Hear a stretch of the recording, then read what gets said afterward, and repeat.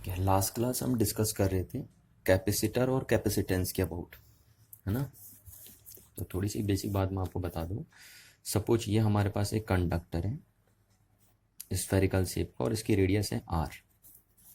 ठीक है, एक चार्ज कंडक्टर है हमारे पास। कैसा कंडक्टर है? चार्ज कंडक्टर है। तो ये एक चार्ज कंडक्टर है जिसकी रेडियस है आर। तो हमने देखा था और आपको प्रूफ करके भी बताया था कि इस कंडक्टिंग बॉडी की जो सरफेस पे पोटेंशियल होगा वो आपका होगा 1/4 pi epsilon nought Q upon R. आपको पता है ना कि कंडक्टिंग बॉडी जिसकी रेडियस कितनी है आर, उसकी सरफेस पे कितना पोटेंशियल क्रिएट होता है? 1/4 pi epsilon nought Q upon R potential create होता है। तो जैसे जैसे देखिए आप क्या करते रहेंगे, यानी जैसे जैसे आप चार्ज को इंक्रीज करते रहेंगे, किसी कंडक्टिंग बॉडी का चार्ज क्या करते रहेंगे?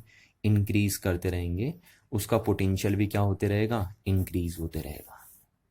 ये बात आपको समझ में आती है ना। जैसे सपोज ये कंडक्टिंग बॉडी है, देखिए ये कंडक्टिंग बॉडी है, अभी इस पे चार्ज कितना है? जीरो। तो इसका पोटेंशियल भी कितना है? जीरो। ठीक है, अब मैं इसको सपोज क्यू चार्ज देता हूँ। कितना चार्ज दे दिया मैंने इसे? क्यू चार्ज दे दिया ना, पॉजिटिव क्यू चार्ज दे दिया। तो मैंने इसे क्यू चार्ज इंक्रीज कर दिया इसके ऊपर, क्योंकि चार्ज पहले जीरो था, अभी मैंने इसको क्यू चार्ज दे दिया इस कंडक्टिंग बॉडी को। तो क्यू चार्ज इंक्रीज होने से इसका पोटेंशियल जीरो से कहाँ हो गया? वी वोल्ट तक इंक्रीज हो गया। ठीक है ना, क्यू चार्ज था पहले, चार्ज कितना था? क्यू जीरो था इस कंडक्टिंग बॉडी पे, तो इसका पोटेंशियल भी कितना था? जीरो। अब हमने क्यू चार्ज सप्लाई किया इस कंडक्टिंग बॉडी को, और ये चार्ज हम कहाँ से लेके आए हैं? इस कंडक्टिंग बॉडी पे इन्फिनिटी से लेके आए हैं। इन्फिनिटी से हमने इस कंडक्टिंग बॉडी को क्यू चार्ज दे दिया, और इस क्यू चार्ज होने की वजह से इस कंडक्टिंग बॉडी का पोटेंशियल कितना हो गया? वी वोल्ट इंक्रीज हो गया। आपको इस फॉर्मूले से भी पता चलता है, देखिए कि चार्ज इंक्रीज करने से पोटेंशियल क्या होते रहता है? इंक्रीज होते रहता है कंडक्टिंग बॉडी का। तो ये बना, तो हम यहाँ से बोल सकते हैं कि जो चार्ज होता है कंडक्टिंग बॉडी का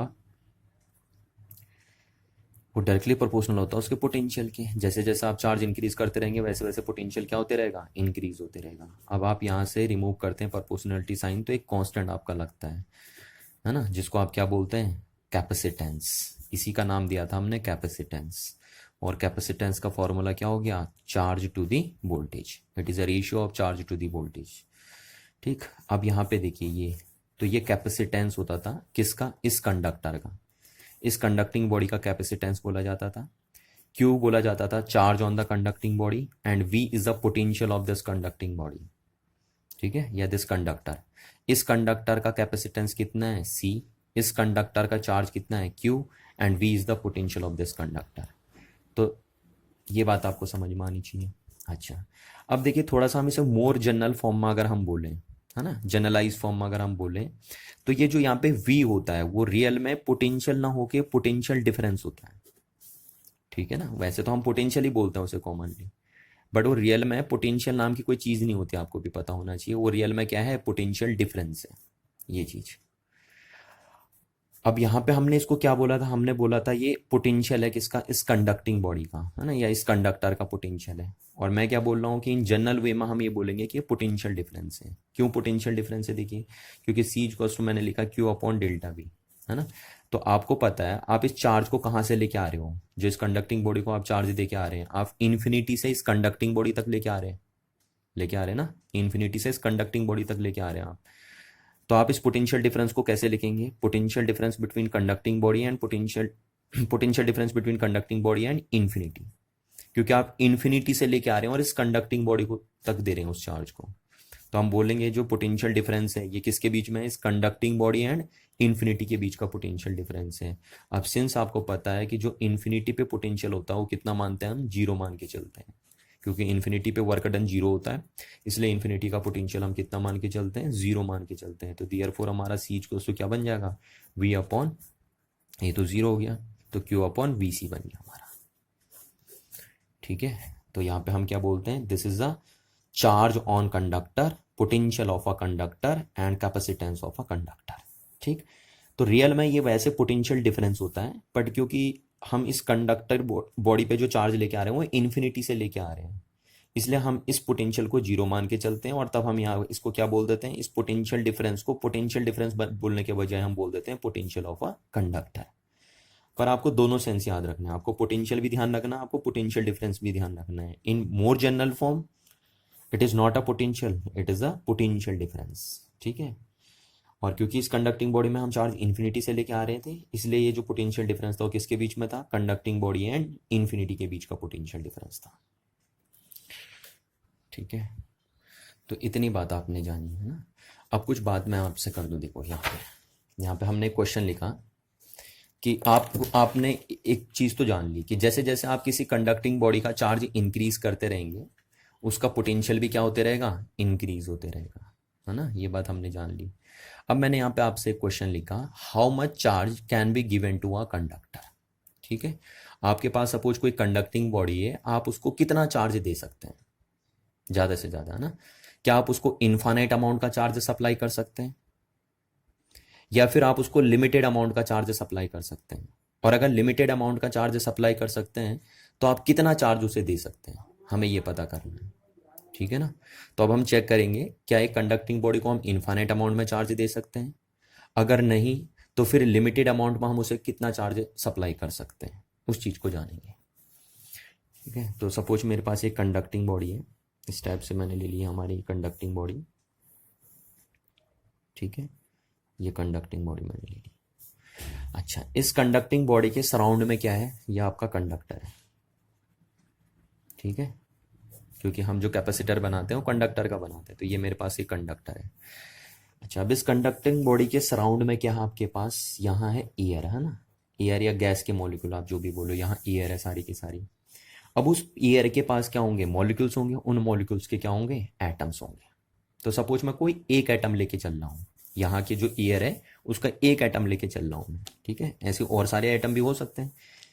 तो एक एटम कैसे होता है, उसका सारा पॉजिटिव चार्ज न्यूक्लियस में बंद होता है और उसके जो नेगेटिव चार्ज होते हैं यानी इलेक्ट्रॉन वो उसके ऑर्बिट्स में ऐसे घूमते रहते हैं, ठीक है ना। ये नेगेटिव चार्ज आपने पढ़ा है बोर थ्योरी में, ऐसे नेगेटिव चार्ज एटम के अंदर ऐसे रिवॉल्व करते रहता है और पॉजिटिव चार्ज न्यूक्लियस में बंद रहता है। तो ये एयर एटम है, एयर एटम, ठीक है। इस कंडक्टिंग बॉडी के सराउंड में जो एयर है उसका एक एटम है, ये एक एटम बना दिया हमने, ऐसे बहुत सारे एटम हो सकते हैं। अच्छा, और ये हमारी कंडक्टिंग बॉडी है। अच्छा, आपको पता है अब एक कंडक्टिंग बॉडी की जो सरफेस पे, अगर एक चार्ज कंडक्टिंग बॉडी जो होती है उसके सरफेस पे जो पोटेंशियल इलेक्ट्रिक फील्ड होता है, सॉरी, है ना। एक कंडक्टिंग बॉडी है, अगर एक चार्ज कंडक्टिंग बॉडी आपके पास है, चाहे रेगुलर शेप की है इरेगुलर शेप की है, उसके सरफेस पे जो इलेक्ट्रिक फील्ड होता है वो होता है आपका सिग्मा अपॉन एप्सिलॉन नॉट, जहाँ पे सिग्मा होती है लोकल चार्ज डेंसिटी अगर बॉडी इरेगुलर शेप की है तो, और रेगुलर शेप की है तो आप इसे सरफेस चार्ज डेंसिटी बोल सकते हैं। अच्छा, सरफेस चार्ज डेंसिटी का फॉर्मूला क्या होता है, चार्ज पर यूनिट एरिया और अपॉन एप्सिलॉन नॉट, है ना, क्योंकि सिग्मा इक्वल टू क्या होता है, क्यू अपॉन ई। तो ये आप बोलते हैं कि किसी भी कंडक्टिंग बॉडी की जो सरफेस पे, किसी भी कंडक्टिंग बॉडी की जो सरफेस पे इलेक्ट्रिक फील्ड की वैल्यू होती है वो कितनी होती है आपके पास, Q upon A epsilon naught, इतना होता है। ये आपने पढ़ा हुआ है ना। अच्छा, तो हम क्या करें, हमारे पास एक कंडक्टिंग बॉडी हो गई, उसके सराउंड में एयर है, एयर का एक एटम हमने ले लिया, ठीक। और एक चार्ज कंडक्टिंग बॉडी के सरफेस पे कितना इलेक्ट्रिक फील्ड बनता है वो हम जानते हैं। अच्छा देखिए, अब जो ये इलेक्ट्रॉन है इस एटम के, है ना, ये इलेक्ट्रॉन है, इनको कौन पकड़ के रखता है, यहाँ न्यूक्लियस पकड़ के रखता है। एक इलेक्ट्रोस्टैटिक फोर्स ऑफ अट्रैक्शन इनके बीच में काम करता है, न्यूक्लियस और इन इलेक्ट्रॉनों के बीच में।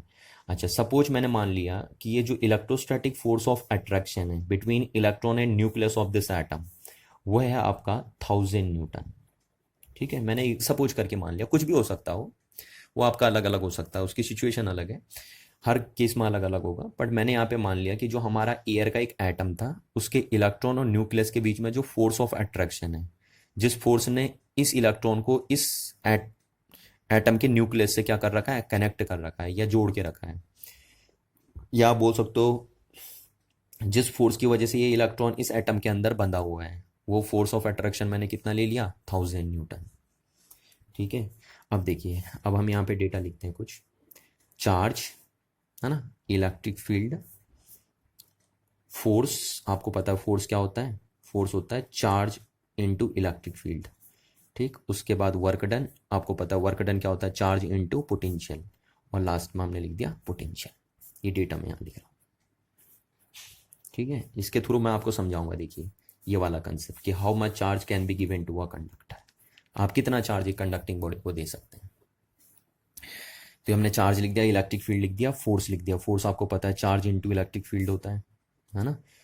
अच्छा, वर्क डन क्या होता है, चार्ज इंटू पोटेंशियल, और ये पोटेंशियल आपका हो गया।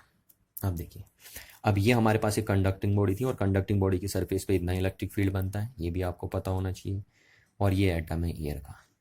अब अगर मैं इस कंडक्टिंग बॉडी को सपोज 1 कूलॉम चार्ज देता हूँ, कितना चार्ज दिया, 1 कूलॉम। वैसे 1 कूलॉम चार्ज बहुत बड़ा चार्ज होता है, और 1 कूलॉम चार्ज ये तो हम थ्योरेटिकली दे रहे हैं यहाँ पे, है ना, कुछ भी दे सकते हो आप। मैंने एक एग्जांपल लिया कि मैंने 1 कूलॉम चार्ज इसको सप्लाई कर दिया, सपोज मैं एक प्लस से दिखा रहा हूँ उसको, ये 1 कूलॉम चार्ज मैंने इसको सप्लाई कर दिया। तो आपको पता है जब आप इसको चार्ज इंक्रीज करोगे तो इसका क्या होगा, इलेक्ट्रिक फील्ड इंक्रीज हो जाएगा, होगा ना, इलेक्ट्रिक फील्ड इंक्रीज हो जाएगा इस कंडक्टिंग बॉडी का। इलेक्ट्रिक फील्ड इंक्रीज होने से अगर कोई बाहर का चार्ज आप इस पे लेके आएंगे, आप ये देखिए कोई बाहर का चार्ज अगर आप लेके आएंगे तो क्योंकि इसका फील्ड इंक्रीज हो गया तो वो चार्ज फोर्स का क्या करेगा, एक्सपीरियंस करेगा, तो उस पर ज़्यादा फोर्स लगेगा। क्योंकि ये कंडक्टिंग बॉडी, देखो ये कंडक्टिंग बॉडी का जब फील्ड बढ़ेगा, है ना, तो आप कोई भी चार्ज को अगर आप लेके आएंगे इस कंडक्टिंग बॉडी के नज़दीक तो उस पर ज़्यादा फोर्स लगेगा। तो यहाँ से हम बोल सकते हैं कि फोर्स भी इंक्रीज हुआ, क्योंकि फील्ड इंक्रीज हुआ तो फोर्स भी इंक्रीज होगा। अच्छा, फोर्स इंक्रीज हुआ तो देखिए फोर्स इंक्रीज होने से क्या होगा, आपको ज्यादा वर्क डन करना पड़ेगा, क्योंकि ये चार्ज अब ये कंडक्टिंग बॉडी लेगी थोड़ी ना इस चार्ज को, ये कंडक्टिंग बॉडी इस चार्ज को लेगी नहीं, ठीक है, एक्सेप्ट नहीं करेगी ये कंडक्टिंग बॉडी इस चार्ज को। तो हमें जो ये फोर्स लग रहा है उसके अगेंस्ट क्या करना पड़ेगा, वर्क करना पड़ेगा, क्योंकि कंडक्टिंग बॉडी नहीं चाहेगी कि इसके ऊपर चार्ज आए, पर हमने इसे जबरदस्ती दिया चार्ज, ठीक, और इसको चार्ज दिया, तो चार्ज लाने में हमें वर्क डन करना पड़ेगा against the electrostatic force of repulsion के अगेंस्ट। तो ज़्यादा हमें वर्क करना पड़ेगा, तो वर्क करने से क्या होगा, हमें ज़्यादा वर्क करना पड़ेगा, यानी वर्क इंक्रीज हो जाएगा, क्योंकि फोर्स इंक्रीज हो रहा है तो वर्क भी हमें ज़्यादा करना पड़ेगा, यानी वर्क भी ज़्यादा करना पड़ा। अब वर्क अगर आपको ज़्यादा करना पड़ा तो आपको पता है वर्क ज़्यादा करना पड़ेगा तो पोटेंशियल भी क्या हो जाएगा, इंक्रीज हो जाएगा। अब सपोज इसका पोटेंशियल कितना इंक्रीज हो गया, 1 वोल्ट इंक्रीज हो गया। कितना इंक्रीज हो गया, 1 वोल्ट इंक्रीज हो गया। तो हमने कहा इस कंडक्टिंग बॉडी को 1 कूलॉम चार्ज देने से इसका पोटेंशियल कितना वोल्ट इंक्रीज हो गया, 1 वोल्ट इंक्रीज हो गया, है ना। और ये भी हम जानते हैं, देखिए कि चार्ज डायरेक्टली प्रोपोर्शनल होता है पोटेंशियल के, यानी अगर आप इसको 1 कूलॉम बढ़ाओगे तो ऐसे करके, मतलब ये लीनियर में बढ़ेगा, लीनियर रिलेशनशिप है ना, ये 1 बढ़ेगा तो ये 1, ये 2 बढ़ेगा तो ये 2, ऐसे इस तरीके से। तो 1 कूलॉम चार्ज देने से इसका पोटेंशियल कितना इंक्रीज हो गया, 1 वोल्ट इंक्रीज हो गया।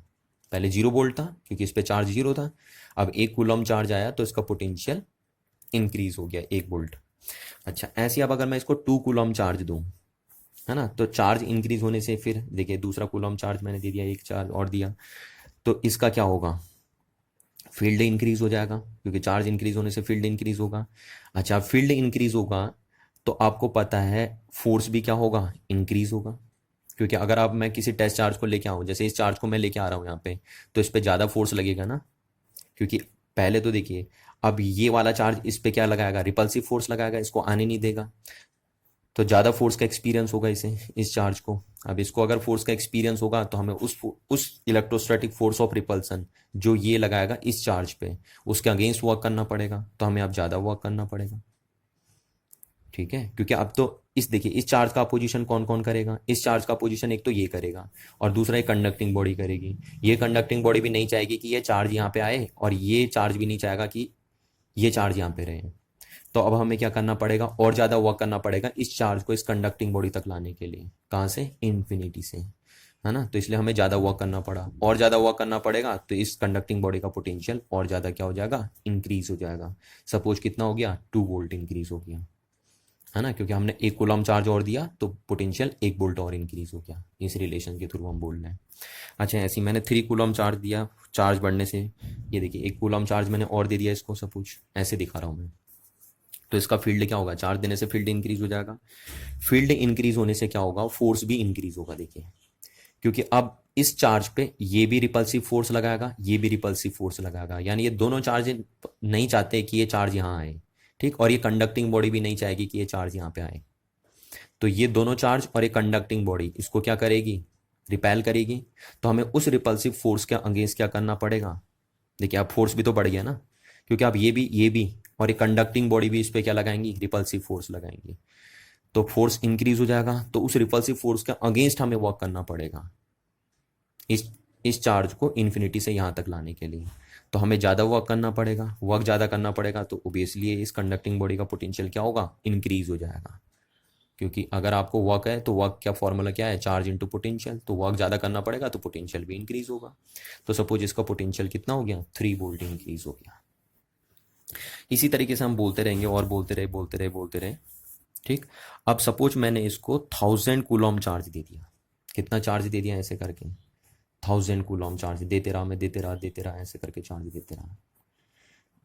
ठीक है, अच्छा अब एक बात आपको समझनी है, आप इसको चार्ज देते जा रहे हो है ना, क्योंकि ये कंडक्टिंग बॉडी है। तो कंडक्टिंग बॉडी को जो भी चार्ज आप देते हैं वो सिर्फ सरफेस पे रहता है, पहली बात तो आपको ध्यान रखनी है। और अगर ये एक रेगुलर शेप की कंडक्टिंग बॉडी होती तो जो चार्ज आप इस कंडक्टिंग बॉडी को देते वो सिर्फ सरफेस पे रहता। कहाँ रहता, सरफेस पे रहता और यूनिफॉर्मली डिस्ट्रीब्यूट रहता, अगर ये कंडक्टिंग बॉडी रेगुलर शेप की होती तो।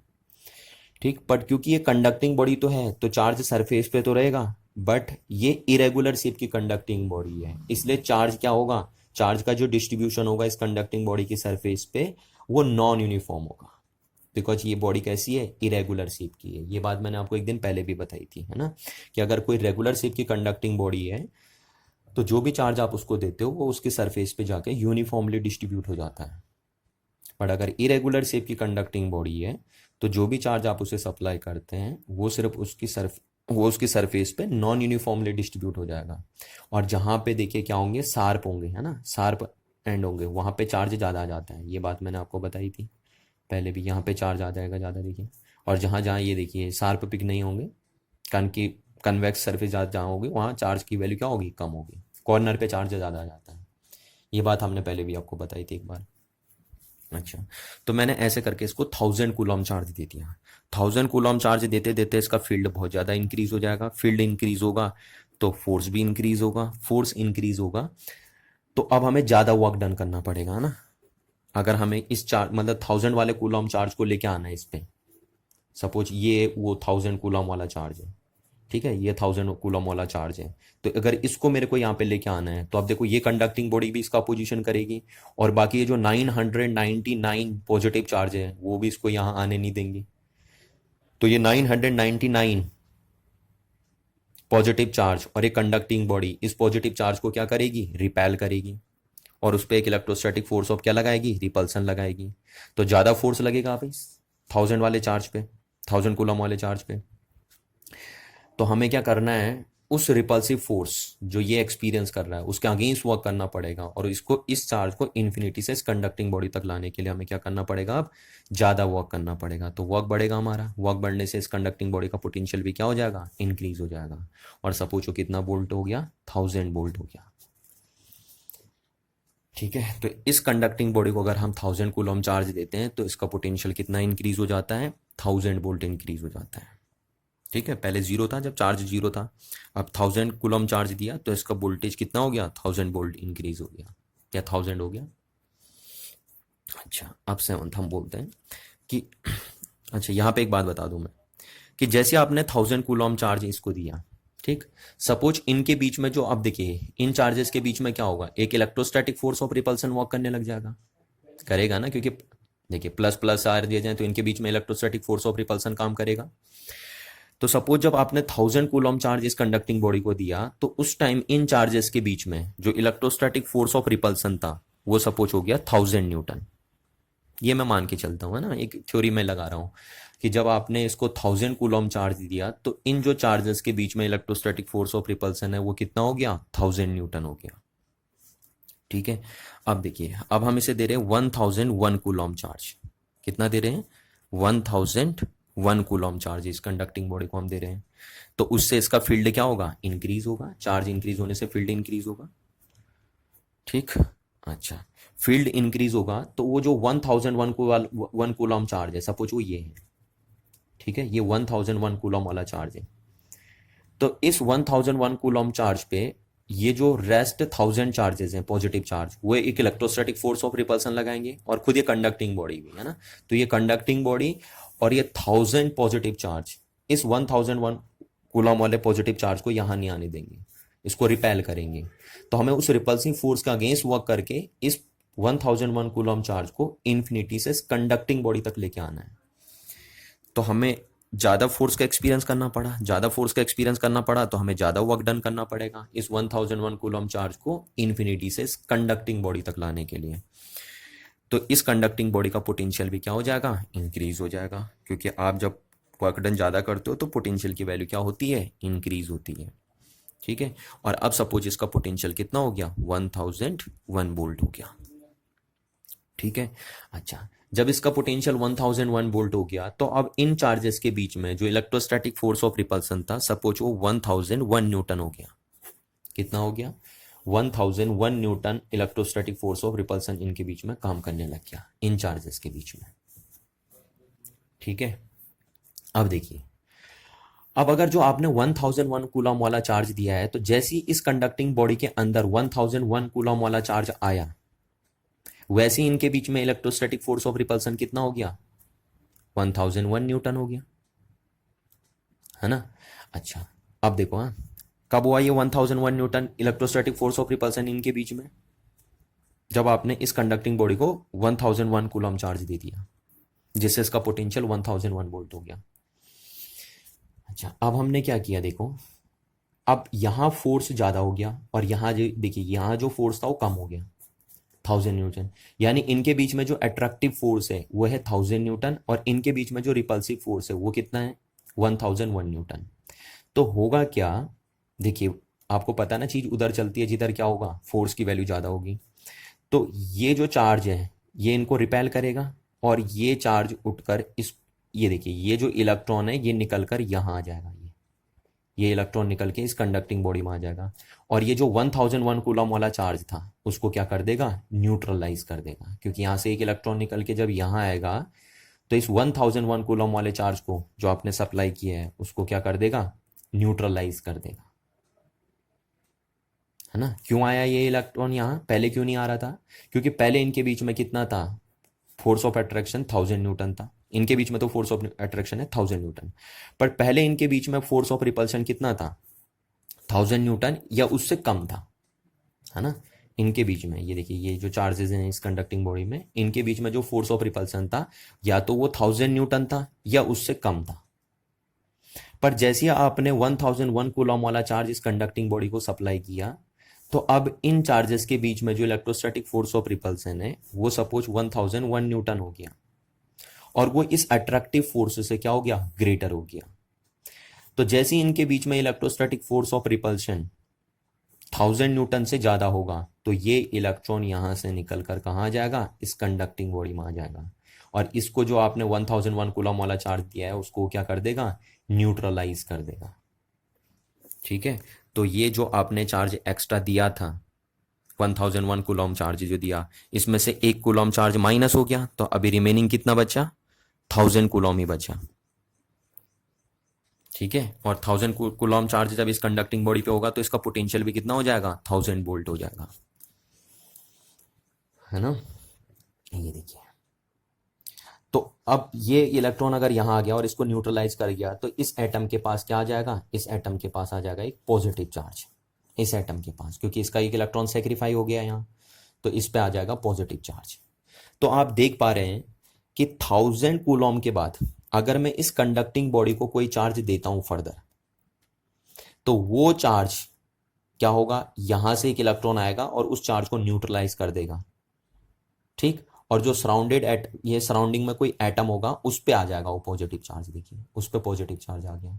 तो हम ये कह सकते हैं कि 1000 कूलम के बाद अगर मैं इस कंडक्टिंग बॉडी को कोई चार्ज देता हूं, कोई पॉजिटिव चार्ज, तो वो इस कंडक्टिंग बॉडी में ना रहकर कहां चले जाता है, एयर में चले जाता है, देखिए चले गया ना एयर में। तो यहां से हम कहते हैं कि हम किसी भी बॉडी को कितना चार्ज सप्लाई कर सकते हैं, या कब तक चार्ज हम उसे सप्लाई कर सकते हैं, है ना। यही तो हेडिंग लिखी थी हमने, how much charge can be given to a conductor.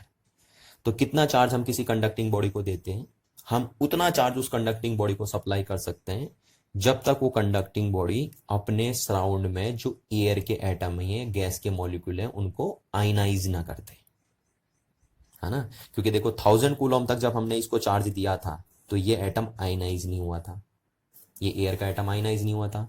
पर जैसे ही हमने इसको 1001 कूलम चार्ज दिया, वो चार्ज यहां ना ठहर के एयर में चले गया और एयर को आयनाइज करके चले गया। तो अब वो 1001 कूलम चार्ज इसमें नहीं ठहर के एयर में चले जा रहा है ना। तो इसका मतलब इसका चार्ज हम 1000 कूलम से ज्यादा इंक्रीज नहीं कर सकते हैं। तो यहां पे आपको ये बात ध्यान रखनी है कि किसी भी कंडक्टिंग बॉडी का चार्ज आप तब तक इंक्रीज कर सकते हैं जब तक वो कंडक्टिंग बॉडी अपने सराउंड में एयर को क्या ना कर दे, आयनाइज ना कर दे। ठीक है ना, क्या ना कर दे, आयनाइज ना कर दे।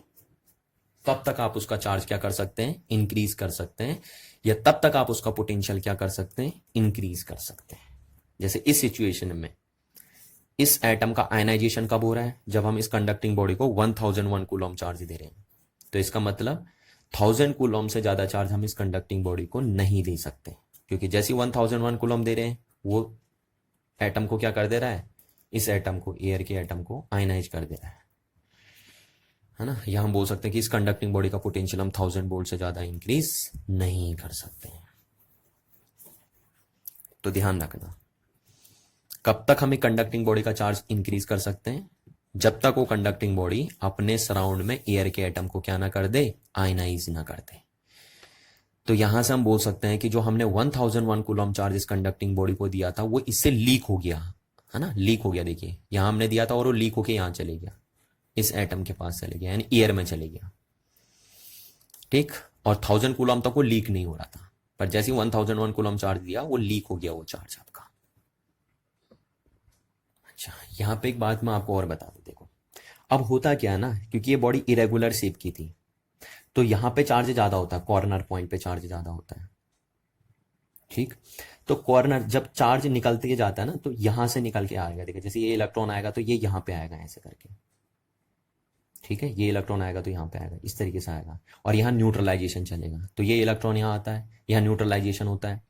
तो आपको पता है ये भी चार्ज है, ये भी चार्ज था, और जब दो चार्ज मिलते हैं और न्यूट्रलाइज हो गए तो चार्ज क्या है, एनर्जी।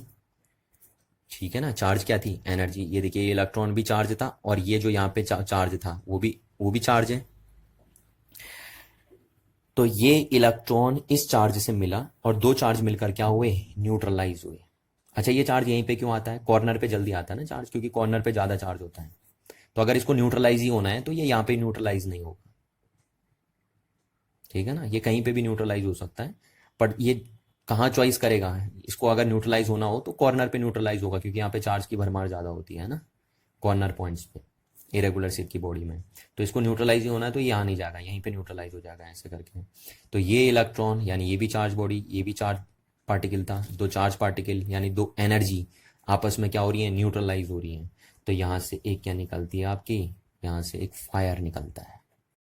ठीक है, ये फायर, और ये फायर क्यों हुआ, यहाँ पे आग जैसी निकलती है यहाँ से, है ना, यहाँ पे आग निकलती है, क्यों, क्योंकि दो चार्ज मिलकर क्या हो रहे हैं, न्यूट्रलाइज हो रहे हैं। तो इसको हम बोलते हैं कोरोना डिस्चार्ज। क्या बोलते हैं हम इसे, कोरोना डिस्चार्ज। इस बात को आपको ध्यान रखना। कोरोना इसलिए बोलते हैं हम क्योंकि कॉर्नर से होता है, है ना, ग्रीक वर्ड है, कोरोना का मतलब होता है कॉर्नर से। तो ये कॉर्नर से जल्दी होता है चार्ज। देखिए ये डिस्चार्ज हो रहा है ना, एक चार्ज ये है और एक चार्ज ये है, और दोनों मिलकर क्या हो रहे हैं, न्यूट्रलाइज हो रहे हैं, यानी डिस्चार्ज हो रहा है। यहाँ का चार्ज क्या हो रहा है, इस बॉडी का जो यहाँ पे चार्ज आपने दिया था वो डिस्चार्ज होने जा रहा है इस इलेक्ट्रॉन के थ्रू। तो आप इसलिए बोलते हैं इसको कोरोना डिस्चार्ज। और क्योंकि डिस्चार्जिंग सबसे जल्दी कहाँ पे देखने को मिलता है, कॉर्नर पे देखने को मिलता है, इसलिए इस फिनोमिना का नाम क्या हो गया, कोरोना डिस्चार्ज। और इस कोरोना डिस्चार्ज में क्या निकलती है, फायर होता है यहाँ पे, है ना, आग निकलती है यहाँ पे। आपने देखा भी होगा जब बिजली चमकती है तो वहां पे भी कोरोना डिस्चार्ज होता है, उसी को आप बोलते हैं कोरोना डिस्चार्ज। क्यों नाम दिया इसका, कह रहा हूँ कोरोना डिस्चार्ज, क्योंकि कॉर्नर से होता है ये। और डिस्चार्ज इसलिए बोला है क्योंकि ये देखिए ये कॉर्नर का जो चार्ज है यहाँ पे इस कंडक्टिंग बॉडी पे वो डिस्चार्ज होने जा रहा है इस इलेक्ट्रॉन के थ्रू, है ना, तो इसलिए इसका नाम है कोरोना डिस्चार्ज। और यहाँ पे एक फायर निकलती है। तो आपको ध्यान रखना है कि जब भी कहीं पे आग जैसी नजर आ रही है आपको, फायर जैसी नजर आ रही है, इसका मतलब है कि वहां पे चार्ज का क्या हो रहा है, चार्ज न्यूट्रलाइज हो रहे हैं, है ना, यानी वहाँ पे डिस्चार्जिंग हो रही है। क्या हो रही है? डिस्चार्जिंग हो रही है। इस बात को आपको ध्यान में रखना है कि कहीं पे भी अगर आपको फायर होते हुए नजर आए, आग लगते हुए नजर आए, तो इसका मतलब वहाँ पे कोई चार्ज क्या हो रहा है? डिस्चार्ज हो रहा है। और डिस्चार्जिंग सबसे जल्दी कहाँ पे होती है? कॉर्नर्स पे होती है, इसलिए इसको हम बोलते हैं कोरोना डिस्चार्ज। ठीक है, जैसा आपने ये लॉजिक सुने भी होंगे ना, आपने देखा भी होगा कि बोलते हैं कि रेफ्रिजरेटर को कॉर्नर में टच मत करो, जैसे कॉर्नर साइड में किसी भी कंडक्टिंग बॉडी को कॉर्नर में टच नहीं करते हैं, बोलते हैं ये देखिए जैसे कंडक्टिंग बॉडी, तो इसको कॉर्नर में टच मत करो यहाँ पे, क्योंकि अगर इस कंडक्टिंग बॉडी का चार्ज सबसे पहले कहीं से लीक होगा तो कहां से लीक होगा? कॉर्नर से लीक होगा। तो इसीलिए कहते हैं कि जैसे रेफ्रिजरेटर है या कोई भी, जैसे आपको वॉशिंग मशीन है, तो उनको कॉर्नर में टच मत करो, क्योंकि कॉर्नर में टच करने से हो सकता है आपको क्या लगे? झटका लगे।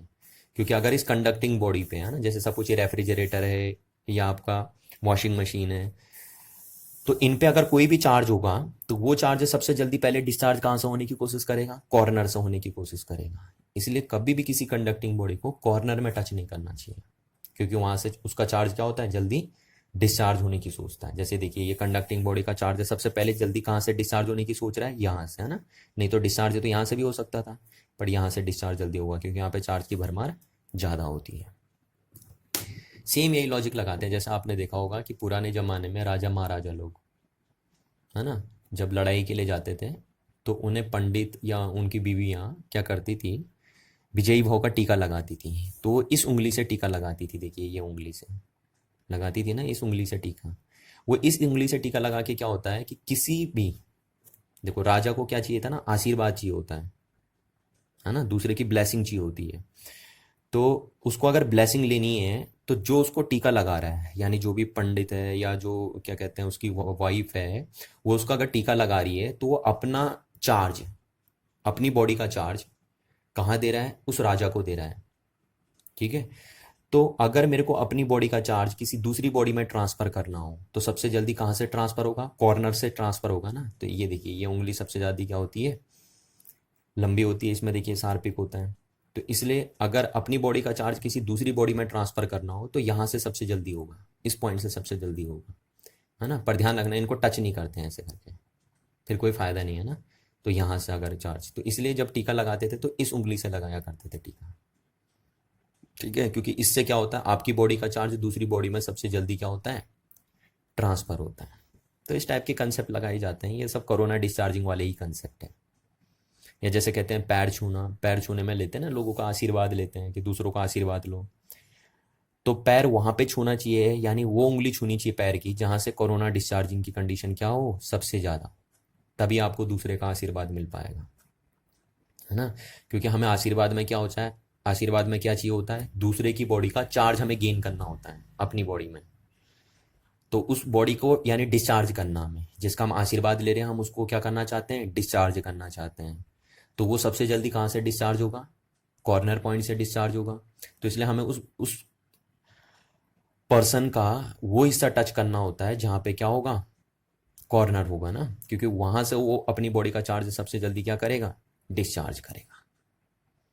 तो इस टाइप से आपको देखना है कि कोरोना डिस्चार्जिंग क्या होती है, वो भी हमने आपको बताई, और किसी बॉडी को आप कितना चार्ज मैक्सिमम ट्रांसफर कर सकते हैं वो भी हमने यहाँ पे डिस्कस किया। यहाँ पे एक इन्फॉर्मेशन मैं आपको और बता दूं कि सपोज किसी कंडक्टिंग बॉडी के पास अगर इलेक्ट्रिक फील्ड इतना हो गया, देखिए ना, 3 × 10⁻⁶ वोल्ट पर मीटर।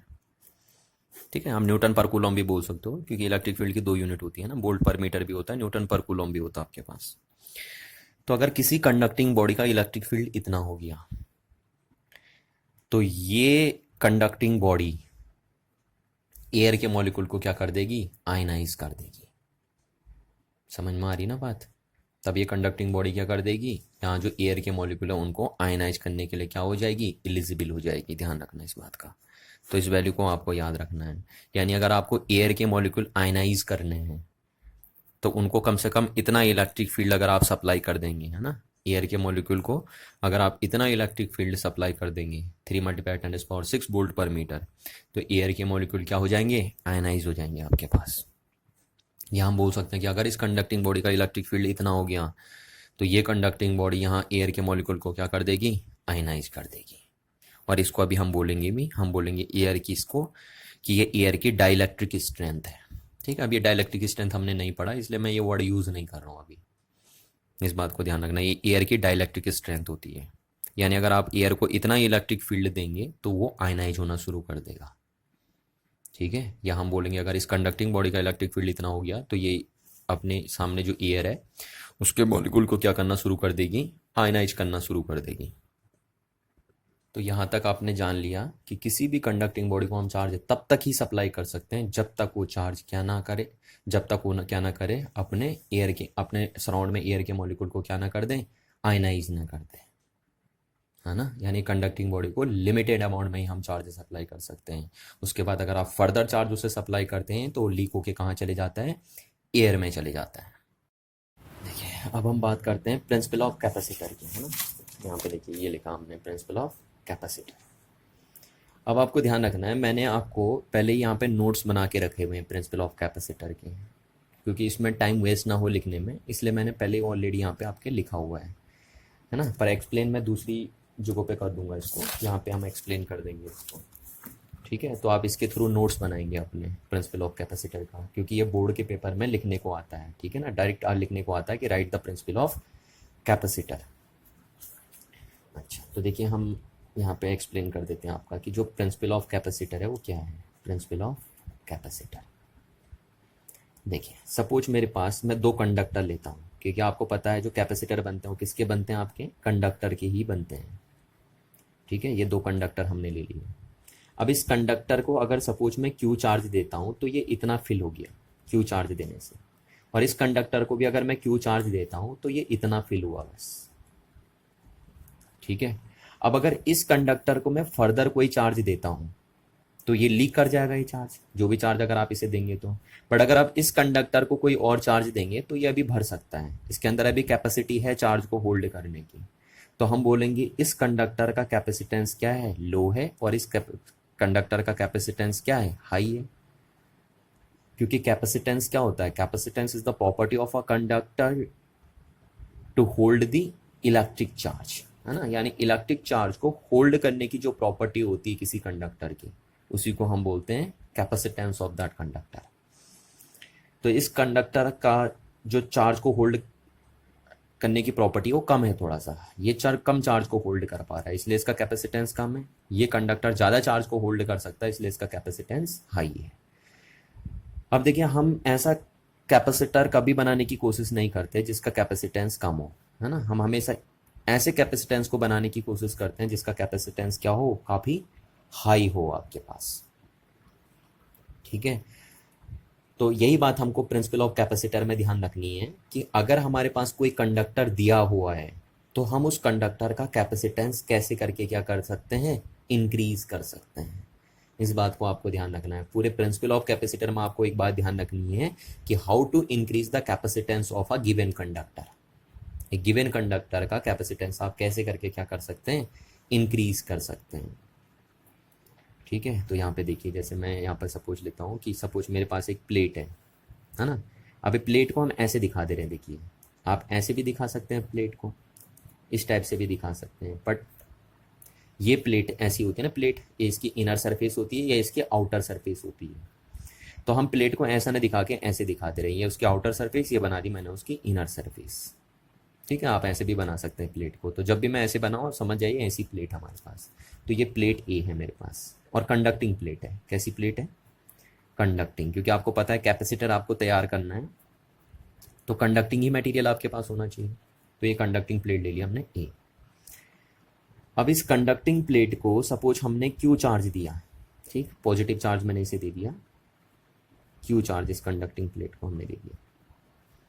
ठीक है, स्मॉल क्यू चार्ज दिया, तो इसका पोटेंशियल क्या हो गया, वी वोल्ट हो गया।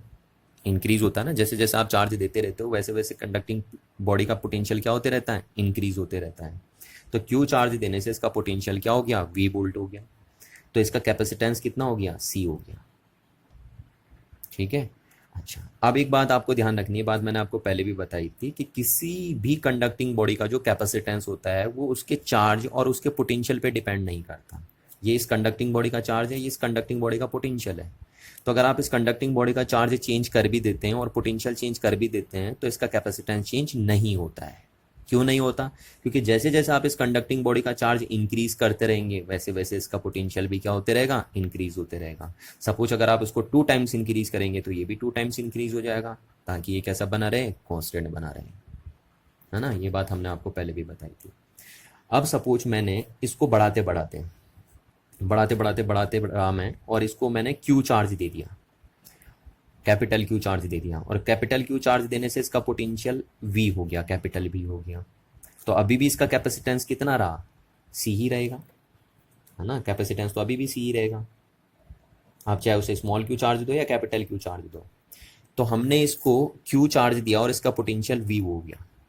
अब अगर मैं क्यू से ज़्यादा चार्ज इसे देता हूँ तो वो चार्ज ये कंडक्टर रख नहीं पाएगा। ये बात मैंने अभी आपको समझाई थी कि एक लिमिटेड अमाउंट तक ही आप चार्ज सप्लाई कर सकते हैं किसी कंडक्टिंग बॉडी को। तो उसके बाद फर्दर कोई चार्ज अगर आप उस कंडक्टिंग बॉडी को सप्लाई करते हैं तो वो चार्ज वहाँ उस कंडक्टिंग बॉडी से लीक होकर एयर में चले जाता है और एयर को क्या कर देता है, आयनाइज कर देता है।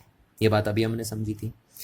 तो अब मैंने इस कंडक्टिंग बॉडी को मैक्सिमम सपोज में क्यू चार्ज दे सकता हूँ, बस इससे ज़्यादा चार्ज मैं इस कंडक्टिंग बॉडी को नहीं दे सकता हूँ, क्योंकि जैसे मैं इसे क्यू चार्ज देता हूँ इसका पोटेंशियल इतना ज़्यादा बढ़ जाता है कि ये यहाँ पे जो गैस होती है उसको क्या कर देता है, आयनाइज कर देता है ना। और आयनाइज होने से क्या होगा कि फर्दर अगर मैं आप इसे चार्ज सप्लाई करूँगा क्यू के बाद, है ना, इस क्यू के बाद अगर मैं इसे कोई चार्ज सप्लाई करूँगा तो वो चार्ज इस कंडक्टिंग बॉडी में न ठहर कर कहाँ चले जाएगा, एयर में चले जाएगा। क्योंकि क्यू चार्ज देने से इसका पोटेंशियल इतना ज़्यादा इंक्रीज हो गया जिससे इस कंडक्टिंग बॉडी का फील्ड भी इतना ज़्यादा इंक्रीज हो गया कि उसने गैस को क्या कर दिया, यहाँ पे गैस के मॉलिक्यूल को आयनाइज करना शुरू कर दिया। तो इस तरीके से हम बोलते हैं कि किसी भी कंडक्टिंग बॉडी को हम एक लिमिटेड अमाउंट तक ही चार्ज सप्लाई कर सकते हैं बस, क्योंकि उसके बाद फर्दर चार्ज आप सप्लाई करते हैं तो वो लीक हो जाता है आपके पास। तो क्या कोई तरीका ऐसा है कि मैं इस कंडक्टिंग बॉडी का या इस कंडक्टिंग प्लेट का कैपेसिटेंस इंक्रीज कर सकूं ताकि ये और ज़्यादा चार्ज को क्या कर सके, होल्ड कर सके? क्योंकि ये यहाँ पे तो conducting body bus queue charge से ज़्यादा चार्ज ले नहीं पाएगी, है ना, इतना ही चार्ज ये मैक्सिमम होल्ड कर पाएगी। तो मैं क्या कोई तरीका ऐसा लगा सकता हूँ कि इस कंडक्टिंग बॉडी का कैपेसिटेंस हम इंक्रीज कर सकें ताकि ये और ज़्यादा चार्ज को क्या कर सके, अपने पास स्टोर कर सके? तो देखिए, एक तरीका किसी बच्चे ने बोल दिया कि सर आप इसका शेप साइज बड़ा कर दो, है ना, तो उससे इसका कैपेसिटेंस इंक्रीज हो जाएगा ताकि और ज़्यादा चार्ज को क्या कर सके, होल्ड कर सके। तो ये तरीका देखिए बच्चों वाला तरीका हो गया, ये तो कोई भी कर देगा ना, वो ये कंडक्टर थोड़ी ना रहा, फिर हम तो इस कंडक्टर की बात कर रहे हैं पर्टिकुलर। अगर आप इसका शेप साइज चेंज कर देंगे तो दूसरा कंडक्टर बन जाएगा। तो किसी एक पर्टिकुलर कंडक्टर का कैपेसिटेंस आप कैसे इंक्रीज करेंगे, उसी को हम बोलते हैं प्रिंसिपल ऑफ कैपेसिटर, ठीक है ना। यानी प्रिंसिपल ऑफ कैपेसिटर के अंदर हम देखते हैं कि एक पर्टिकुलर कंडक्टर का कैपेसिटेंस कैसे हम इंक्रीज करते हैं। तो आइए देखते हैं, यहाँ पे आपको समझाता हूँ मैं। यहाँ पे समझते हैं देखिए इस बात को कि सपोज मेरे पास एक कंडक्टिंग प्लेट है, ठीक है, ए, और इसको मैंने पॉजिटिव चार्ज दे दिया, ये पॉजिटिव चार्ज मैंने इसे दे दिया, ठीक। तो मैंने इसको सपोज क्यू चार्ज दिया जिससे इसका पोटेंशियल वी हो गया और उससे इसका कैपेसिटेंस क्या हो गया, सी हो गया, ठीक है। अब देखिए, अगर मैं इस कंडक्टिंग बॉडी का कैपेसिटेंस इंक्रीज करना चाहता हूँ तो मेरे पास तरीका क्या होगा कि आप ये नहीं बोलेंगे कि इसका कैपेसिटेंस आप क्या करो, कैसे इंक्रीज कर दो, इसका चार्ज इंक्रीज कर दो तो इसका कैपेसिटेंस इंक्रीज हो जाएगा। नहीं, ऐसा नहीं होता। देखिए, आप इसका चार्ज इंक्रीज करते हैं तो इसका पोटेंशियल भी इंक्रीज हो जाता है और सी कैसा रहता है, इसका कांस्टेंट रहता है। तो हम क्या करते हैं, हम इस कंडक्टिंग बॉडी का चार्ज चेंज नहीं करते, इसको कांस्टेंट अगर मैं रख दूं कैसे भी करके, है ना, मतलब इस कंडक्टिंग बॉडी का चार्ज अगर हम कांस्टेंट रख दें और इसके पोटेंशियल को किसी भी मेथड से डिक्रीज कर दें तो इसका कैपेसिटेंस इंक्रीज हो सकता है। समझ में आ रही ना बात? हम ये मेथड लगाएंगे, देखिए, कि हम इस कंडक्टिंग बॉडी के चार्ज को चेंज नहीं करेंगे, ठीक, और अब हम इसे डिक्रीज करेंगे किसी अदर मेथड से, ठीक है ना। ऐसे नहीं बोलेंगे कि आप इसको डिक्रीज कर दो इससे, क्योंकि ये डिक्रीज होगा।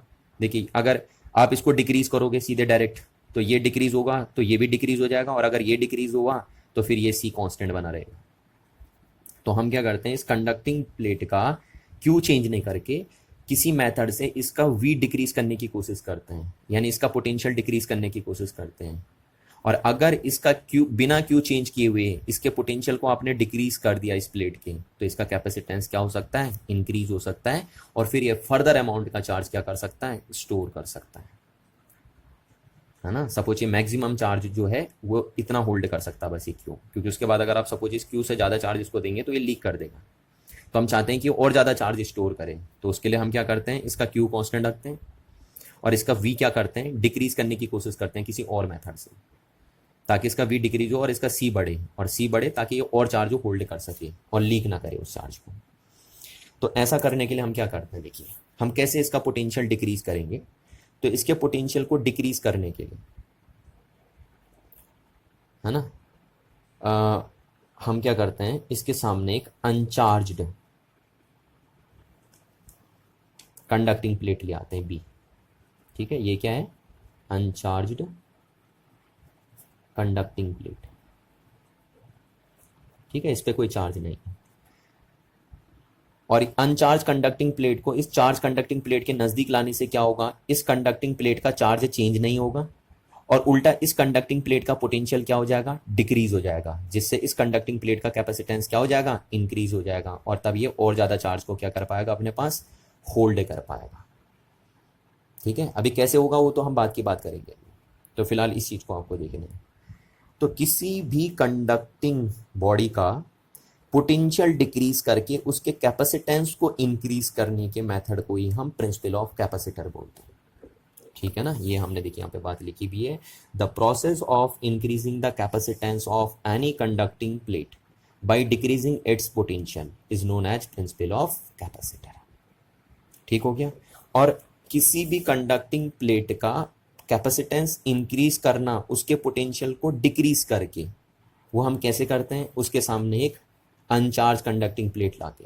अभी मैकेनिज्म कैसी होगी वो तो हम बाद की बात करेंगे, है ना। तो कभी भी किसी कंडक्टिंग प्लेट के सामने अगर आप अनचार्ज कंडक्टिंग प्लेट ले आते हैं तो इस कंडक्टिंग चार्ज प्लेट का पोटेंशियल डिक्रीज हो जाएगा बिना इसके चार्ज को चेंज किए हुए, जिससे इसका कैपेसिटेंस क्या हो जाएगा, बढ़ जाएगा।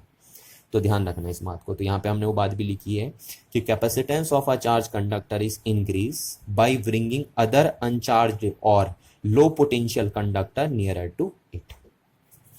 ठीक है, अब मैकेनिज्म समझते हैं कि कैसे अगर हम एक अनचार्ज कंडक्टिंग प्लेट को इस चार्ज कंडक्टिंग प्लेट के नजदीक ले आए तो इसका पोटेंशियल डिक्रीज कैसे हो गया, इस बात को हम समझते हैं। देखिए हुआ क्या, सपोज मैं मान के चलता हूं कि ये कंडक्टिंग प्लेट का कोई पॉइंट है। ठीक है, अब इस कंडक्टिंग प्लेट की चार्ज की वजह से सपोज इस पॉइंट पे जो पोटेंशियल बना वो बना 1000 वोल्ट। ठीक है, यानी इस V की वैल्यू है 1000 वोल्ट। ठीक है ना, और 1000 वोल्ट पे आप कितना चार्ज इसका मैक्सिमम दे पा रहे हैं, 1000 चार्ज दे पा रहे हैं, 1000 कूलम चार्ज दे पा रहे हैं, क्योंकि अगर उसके बाद अगर आप इसे चार्ज दे रहे हैं तो लीक हो जा रहा था। ठीक, अब हम क्या कर रहे हैं, इस अनचार्ज कंडक्टिंग प्लेट को इसके नजदीक लेके आ रहे हैं, यहाँ पे लेके आए, और इसके थ्रू हम क्या करेंगे, इसके पोटेंशियल को यानी इस कंडक्टिंग प्लेट के पोटेंशियल को डिक्रीज करने की कोशिश करेंगे बिना इसके चार्ज को चेंज किए हुए, ताकि इसका सी क्या हो जाए, इंक्रीज हो जाए, जिससे और ज्यादा चार्ज को होल्ड कर सके। नहीं तो ये सपोज 1000 वोल्ट पे मैक्सिमम कितना चार्ज होल्ड कर पा रहा है, सपोज ये मैक्सिमम चार्ज होल्ड कर पा रहा है सपोज 1000 कूलम बस, क्योंकि उसके बाद क्या अगर आप चार्ज इसे दे रहे हो तो वो लीक हो जा रहा है ना। तो 1000 वोल्ट पे सपोज ये 1000 कूलम चार्ज क्या कर रहा है, होल्ड कर रहा है। अब हम जैसे इसको लेके आएंगे नजदीक तो देखना ये क्या होगा, ये इसके चार्ज को चेंज नहीं करेगा, है ना, और इसके पोटेंशियल को उल्टा क्या कर देगा, डिक्रीज कर देगा, ताकि ये और ज्यादा चार्ज को क्या कर सके, होल्ड कर सके और लीक ना कर पाए। तो तब हम इसे और ज़्यादा चार्ज दे सकते हैं, यानी 1000 कूलम के बाद भी हम इसे चार्ज सप्लाई कर सकते हैं अगर बस इसका पोटेंशियल हम क्या कर दें, डिक्रीज कर दें। क्योंकि अगर हमने इसका पोटेंशियल डिक्रीज नहीं करा तो इसका पोटेंशियल इतना ज़्यादा है कि वो यहाँ की गैस को क्या कर दे रहा है, आयनाइज कर दे रहा है, और तभी तो हम जो अगर उसे फर्दर चार्ज दे रहे हैं 1000 कूलम के बाद वो लीक होकर एयर में चले जा रहा है ना। तो अगर हम चाहते हैं कि हम इसे और चार्ज दें और वो लीक ना हो तो इसके लिए उसके पोटेंशियल को डिक्रीज करना पड़ेगा हमें इस कंडक्टिंग प्लेट के। और वो कैसे डिक्रीज हो रहा है, वो इस प्लेट को नजदीक लाके हो रहा है। अब कैसे हो रहा है उसकी बात हम यहाँ पे करते हैं। देखिए, तो सपोज इस कंडक्टिंग प्लेट के चार्ज की वजह से इस कंडक्टिंग प्लेट पे जो पोटेंशियल था वो था 1000 वोल्ट। ठीक, अब जैसे आप ये अनचार्ज कंडक्टिंग प्लेट को इसके नजदीक लेके आते हैं तो इंडक्शन के थ्रू इस कंडक्टिंग प्लेट के इनर सरफेस पे इतना ही नेगेटिव चार्ज डेवलप हो जाएगा।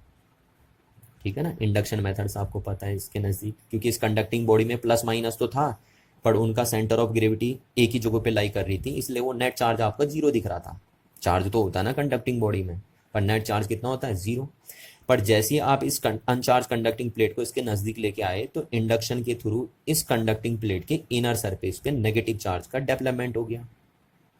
अच्छा, तो इतना ही नेगेटिव चार्ज यहाँ पे डेवलप हो गया।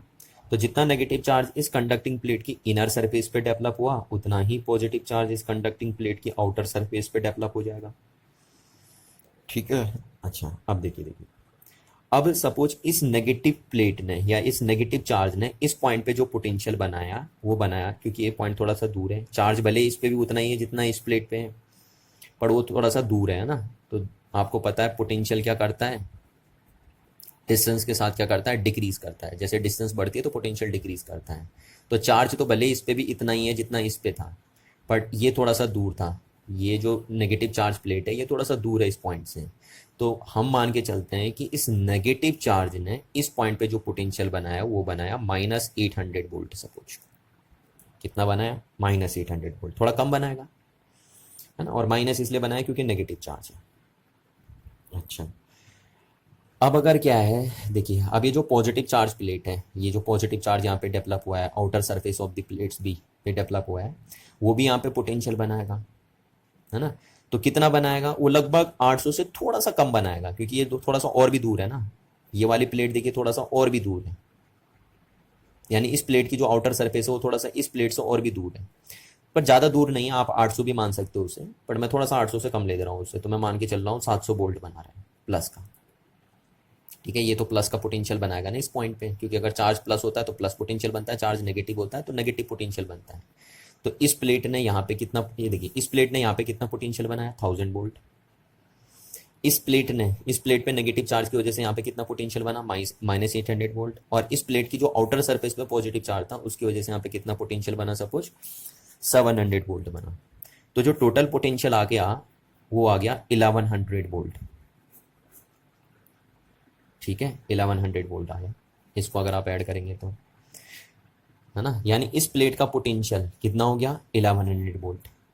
जबकि हमें इसका पोटेंशियल बढ़ाना थोड़ी ना है, हमें तो इसका पोटेंशियल कम करना है, क्योंकि जब इसका पोटेंशियल कम होगा बिना इसके चार्ज को चेंज किए हुए, तभी तो इसका कैपेसिटेंस बढ़ेगा इस कंडक्टिंग प्लेट का।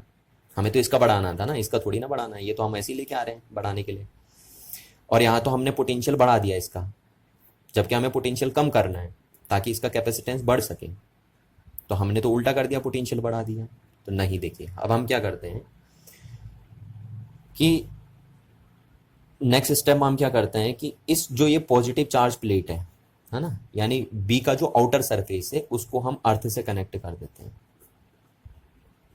अर्थ से कनेक्ट कर देते हैं। तो अर्थ से क्या आते हैं, अर्थ से इलेक्ट्रॉन निकल के आते हैं ऐसे ये, और वो इस प्लेट के पॉजिटिव चार्ज को क्या कर देंगे, न्यूट्रलाइज कर देंगे। समझ में आ रही ना बात। जैसे हम बी प्लेट के आउटर सरफेस को अर्थ से कनेक्ट करते हैं तो अर्थ से इलेक्ट्रॉन निकल के आते हैं और वो इस बी प्लेट के आउटर सरफेस पे जो पॉजिटिव चार्ज हो उनको न्यूट्रलाइज कर देता है। या आप ऐसे भी बोल सकते हैं कि जैसे ही आप बी प्लेट के आउटर सरफेस को अर्थ से कनेक्ट करते हैं तो ये सारा पॉजिटिव चार्ज अर्थ में चले जाता है। अच्छा, ये नेगेटिव क्यों नहीं जा रहा, क्योंकि इसको ये पकड़ के रखा हुआ है ना, ये अपने सामने पकड़ के रखा हुआ है। पर ये तरीका नहीं बोलते हम कि सारा पॉजिटिव चार्ज अर्थ में चले जाता है जैसे हम इसके आउटर सरफेस को अर्थ से कनेक्ट करते हैं, क्योंकि पॉजिटिव चार्ज मूव नहीं करता ना, मूव इलेक्ट्रॉन करते हैं। तो इसलिए हम बोलते हैं कि बी प्लेट के अगर आउटर सरफेस को हम अर्थ से कनेक्ट कर देंगे तो अर्थ से इलेक्ट्रॉन निकल के आते हैं और बी प्लेट के नेगेटिव चार्ज को क्या कर देंगे, न्यूट्रलाइज कर देते हैं। तो अब बी प्लेट का नेगेटिव चार्ज न्यूट्रलाइज हो जाएगा अर्थ से कनेक्ट करते हुए। तो जब ये चार्ज ही यहाँ पे नहीं रहा तो अब ये चार्ज यहाँ पे पोटेंशियल भी नहीं बना पाएगा, तो ये पोटेंशियल यहाँ पे खत्म हो गया। तो अब जो टोटल पोटेंशियल बना वो कितना बन गया, 200 वोल्ट, है ना। यानी इस प्लेट की वजह से इस पॉइंट पे पोटेंशियल कितना, 1000 वोल्ट। और अब इस प्लेट पे सिर्फ कौन सा चार्ज है, नेगेटिव चार्ज है, क्योंकि इसका पॉजिटिव चार्ज तो अर्थ ने न्यूट्रलाइज कर दिया ना, हमने इसको अर्थ से कनेक्ट कर दिया। ठीक है, या आप बोल दो लो पोटेंशियल से हमने इसको कनेक्ट कर दिया, क्योंकि अगर हमें इस प्लस को खत्म करना है तो हमें इसको लो पोटेंशियल से कनेक्ट करना है। आप इसको लो पोटेंशियल भी बोल सकते हो, है ना, अर्थ से बोल दो या बैटरी के नेगेटिव टर्मिनल से बोल दो, एक ही बात है, क्योंकि बैटरी का नेगेटिव टर्मिनल भी क्या होता है, लो पोटेंशियल वाला होता है। तो ये खत्म हो गया यहाँ पे। तो अब सिर्फ इस पॉइंट पे जो पोटेंशियल बना हो इसकी वजह से 1000 वोल्ट और इस नेगेटिव चार्ज की वजह से यहाँ पे कितना बना -800 वोल्ट। तो टोटल पोटेंशियल कितना बन गया 200 वोल्ट। तो हम बोल सकते हैं कि इस कंडक्टिंग प्लेट के चार्ज को बिना चेंज किए हुए आपने इसके पोटेंशियल को क्या कर दिया है, डिक्रीज कर दिया है। और माना मैंने वो पोटेंशियल वी डैश हो गया है ना, वी से कितना हो गया वी डैश, तो वी डैश की वैल्यू कितनी हो गई है आपकी 200 वोल्ट हो गई है, जबकि वी की वैल्यू कितनी थी आपके पास 1000 वोल्ट थी। ठीक है, तो वी डैश क्या हो गया है, कम हो गया वी से, जबकि आपने क्यू में चेंज नहीं करा है, इस कंडक्टिंग प्लेट के क्यू में चेंज नहीं करा आपने। तो आपका जो सी हुआ वो कितना हो गया, देखिए वी डैश कर दिया आपने इसे, तो जो नया कैपेसिटेंस हुआ क्योंकि आपने इसे वी डैश कर दिया तो इसको हम सी डैश बोल देते हैं। ठीक है, पहले कैपेसिटेंस कितना था जब पोटेंशियल वी था तो सी था। अब हमने पोटेंशियल को वी डैश कर दिया क्यू को बिना चेंज किए हुए, क्योंकि इसके क्यू में कोई चेंजेस नहीं आया है। तो वी डैश हुआ तो इसका कैपेसिटेंस हमने मान लिया सी डैश है। अब आपको पता है कि वी डैश कम है, वी डैश कम है वी से, तो इसका मतलब हम बोल सकते हैं कि C dash is greater than C, बोल सकते हैं ना। यानी अब इस कंडक्टिंग प्लेट का कैपेसिटेंस क्या हो जाएगा, इंक्रीज हो जाएगा। ठीक है ना, इस कंडक्टिंग प्लेट का कैपेसिटेंस क्या हो जाएगा, इंक्रीज हो जाएगा। और अगर अब इस कंडक्टिंग प्लेट का कैपेसिटेंस इंक्रीज हो गया तो आप इसे और चार्ज सप्लाई कर सकते हैं, क्योंकि इसका पोटेंशियल डिक्रीज हो गया ना। अब ये यहाँ के क्या करेगा, यहाँ के गैस को आयनाइज नहीं कर पाएगा, क्योंकि इसका पोटेंशियल अब 200 वोल्ट हो गया है इस प्लेट के आने से।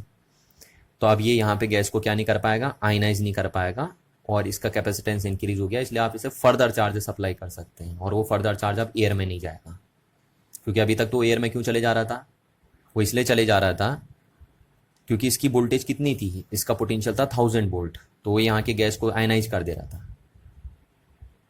है ना। पढ़ा हुआ आपने, इसका पोटेंशियल कितना कर दिया इस प्लेट के लाने से 200 वोल्ट कर दिया। तो अभी यहाँ के गैस को आयनाइज नहीं कर सकता है, और अब आप इससे 1000 कूलम से भी ऊपर चार्ज दे सकते हो, यानी अब इसका क्यू आप बढ़ा सकते हैं, है ना। और फिर जैसे जैसे इसका क्यू बढ़ाएंगे वैसे वैसे इसका भी इंक्रीज होते रहेगा। तो इस तरीके से हम बोलते हैं कि हमने इस कंडक्टिंग प्लेट का क्या बढ़ा दिया, कैपेसिटेंस इंक्रीज कर दिया है ना। इस बात को आप ध्यान रखेंगे। तो कैसे इंक्रीज हुआ कंडक्टिंग प्लेट का कैपेसिटेंस, किसी भी कंडक्टिंग प्लेट का कैपेसिटेंस कैसे करके आपने इंक्रीज किया, उसके सामने एक अनचार्ज कंडक्टिंग प्लेट लाके और उस अनचार्ज कंडक्टिंग प्लेट का दूसरा एंड या आउटर एंड किससे जोड़ के, अर्थ से जोड़ा जब आपने, तब इस कंडक्टिंग प्लेट का क्या कर सकते हैं आप, कैपेसिटेंस इंक्रीज कर सकें, और तब आप उसे फर्दर अमाउंट में और चार्ज क्या कर सकते हैं, सप्लाई कर सकते हैं, ताकि वो चार्ज एयर में ना जा पाए। ठीक है ना, इतनी बात आपको ध्यान रखनी है यहाँ पे। अच्छा, एक बहुत इंपॉर्टेंट बात जो है वो ये है, देखिए कि इसको हम बोलते हैं पैरेलल प्लेट कैपेसिटर। अभी हम क्या बोल देंगे इसे, पैरेलल प्लेट कैपेसिटर बोल देंगे हम इसे। ठीक है, तो जब पैरेलल प्लेट कैपेसिटर का कैपेसिटेंस हम डिफाइन करते हैं कि what is the capacitance of parallel plate capacitor, तो आप बोलते हैं C is to Q upon V. किसी भी कैपेसिटर का, चाहे वो पैरेलल प्लेट हो कैपेसिटर, या स्फेरिकल कैपेसिटर हो, या सिलिंड्रिकल कैपेसिटर हो, या सिंपल आपका एक कंडक्टर हो, है ना, कोई से भी कैपेसिटर आपके हो, उनका कैपेसिटेंस ऐसे ही डिफाइन होता है, इसी फॉर्मूले से डिफाइंड होता है। चाहे वो स्फेरिकल कैपेसिटर हो, पैरेलल प्लेट कैपेसिटर हो, सिलिंड्रिकल कैपेसिटर हो, या सिंपल एक कंडक्टर का कैपेसिटर हो, तो उनका कैपेसिटेंस ऐसे ही डिफाइंड होता है। तो जब हम पैरेलल प्लेट कैपेसिटर का कैपेसिटेंस डिफाइन करने जाएंगे तो ध्यान रखना, यहाँ पे जो Q होगा वो क्या होगा, वो होगा चार्ज ऑन दी प्लेट्स। ठीक, तो अब बच्चा क्या करता है कि जब पैरेलल प्लेट कैपेसिटर का कैपेसिटेंस देखता है तो बोलता है कि सर पैरेलल प्लेट कैपेसिटेंस का फॉर्मूला होता है चार्ज अपॉन वोल्टेज। तो वो देखता है कि पैरेलल प्लेट कैपेसिटेंस पे तो नेट चार्ज कितना है, 0 है, क्योंकि देखिए जितना पॉजिटिव चार्ज यहाँ पे आया उतना ही नेगेटिव चार्ज यहाँ पे आया है ना। ये बना आपका, ये पूरा सेटअप बना पैरेलल प्लेट कैपेसिटर। ठीक है ना, ये पूरा सेटअप बन गया आपका पैरेलल प्लेट कैपेसिटर। तो अगर मैं बोलता हूँ कि पैरेलल प्लेट कैपेसिटर पे टोटल चार्ज कितना है, तो बच्चा बोलता है सर 0, गलत हो जाता है देखिए कि जितना प्लस हो उतना माइनस है। नहीं, पैरेलल प्लेट कैपेसिटर पे टोटल चार्ज 0 नहीं होता है, इस बात को आपको ध्यान रखना है। पैरेलल प्लेट कैपेसिटर पे वो चार्ज होता है जो उसकी पॉजिटिव प्लेट पे होता है ना। यानी total charge on a parallel plate capacitor is that charge which hold by its positive plate। इस बात को आप ध्यान रखिए। क्या बोला मैंने कि पैरेलल प्लेट कैपेसिटर पे टोटल चार्ज जीरो नहीं होगा। पैरेलल प्लेट कैपेसिटर पे टोटल चार्ज उतना होगा जितना उसकी पॉजिटिव प्लेट होल्ड कर रही होगी। और ऐसा हम इसलिए बोल रहे हैं, देखिए ऐसा हम क्यों बोल रहे हैं, इसके पीछे लॉजिक क्या है। लॉजिक ये है कि हमने तो सिर्फ इतना ही चार्ज दिया है ना, ये तो हमारा अनचार्जड था। आप खुद ही सोच लीजिए, ये आपका क्या था, अनचार्जड था। तो इस पे तो एक तरीके से जो चार्ज आया वो तो इंडक्शन की वजह से आया है ना। हमने तो सिर्फ क्यू ही चार्ज दिया है ना कैपेसिटर को। इस पूरे कैपेसिटर को हमने कितना चार्ज दिया था, सिर्फ क्यू चार्ज दिया था, जो सिर्फ इस प्लेट पे है। तो इसलिए ये गलती कभी मत करिए आप कि आप ये मत बोलना कभी भी कि कैपेसिटर, पैरेलल प्लेट कैपेसिटर पे टोटल चार्ज जीरो होता है। ये आप नहीं बोलेंगे। पैरेलल प्लेट कैपेसिटर पे टोटल चार्ज कितना होता है, जितना उसकी पॉजिटिव प्लेट पे होता है, क्योंकि उतना ही चार्ज हम उस कैपेसिटर को दिए रहते हैं। तो इस बात को ध्यान रखना कि जब पैरेलल प्लेट कैपेसिटर का जो चार्ज की बात आएगी तो ये वो चार्ज होगा जो उसकी पॉजिटिव प्लेट पे होगा, है ना, क्योंकि इसको तो हमने चार्ज दिया ही नहीं था ना, ये तो इंडक्शन के थ्रू आया था। अच्छा, दूसरा ये जो V है वो क्या होगा, potential difference between these two plates. समझ में आ रही बात, potential difference between these two plates होगा ये। या आप ये भी बोल सकते हो कि देखिए क्योंकि ये प्लेट क्या हो गई है, अर्थ से कनेक्ट हो गई है, तो जब किसी भी प्लेट को अगर आप अर्थ से कनेक्ट कर देते हैं तो उसका पोटेंशियल जीरो हो जाता है। ये बात मैंने आपको भी बताई थी पहले कि जब भी किसी कंडक्टिंग बॉडी को आप अर्थ से कनेक्ट करते हैं तो उसका पोटेंशियल जीरो हो जाता है। तो यहां पे हम ये बोल सकते हैं कि ये पोटेंशियल डिफरेंस है इन दो प्लेट्स के बीच में। या फिर आप ये भी बोल सकते हैं कि ये जो पोटेंशियल है वो इस प्लेट का पोटेंशियल है। क्यों, क्योंकि इस प्लेट का पोटेंशियल तो जीरो हो गया, तो पोटेंशियल डिफरेंस क्या होगा, इन दोनों प्लेट्स के बीच में जो पोटेंशियल डिफरेंस होगा वो इसके पोटेंशियल के बराबर आ जाएगा, है ना। तो ये सिंपल सा फॉर्मूला, देखिए मैंने आपको पहले भी बताता था जैसे कि जब हम इसको एक सिंपल कंडक्टर के लिए देखते थे तो सिंपल कंडक्टर को अगर हम क्यू चार्ज देते थे तो उसका पोटेंशियल V हो जाता था और फिर उसका कैपेसिटेंस C होता था। तो ये था capacitance of a conductor, charge on a conductor, potential on a conductor. तो वही यहाँ पे भी हम बोल रहे हैं कि अगर पैरेलल प्लेट कैपेसिटर की हम बात करें तो ये क्या है, charge on its positive plate, ये क्या है, potential of its positive plate, और ये क्या है, capacitance of a capacitor, parallel plate capacitor. तो इतनी बात आपको समझ में आई कि principle of parallel plate capacitor या प्रिंसिपल ऑफ कैपेसिटर क्या होता है। ठीक है, ये देखिए हमने प्रिंसिपल ऑफ कैपेसिटर की डेफिनेशन लिखी है, फिर हमने लिखा है कि how to increase the capacitance of a conductor, वो हमने यहाँ पे लिखा है by bringing the another uncharge या low potential conductor near to it. और फिर ये स्टेप लिखे कि पहले स्टेप में हम क्या करते हैं, पॉजिटिव चार्ज कंडक्टिंग प्लेट लेके आते हैं जिसको हमने क्यू चार्ज देते हैं, जिससे उसका पोटेंशियल V हो जाता है और जिसके थ्रू उसका कैपेसिटेंस क्या हो जाएगा, C हो जाएगा।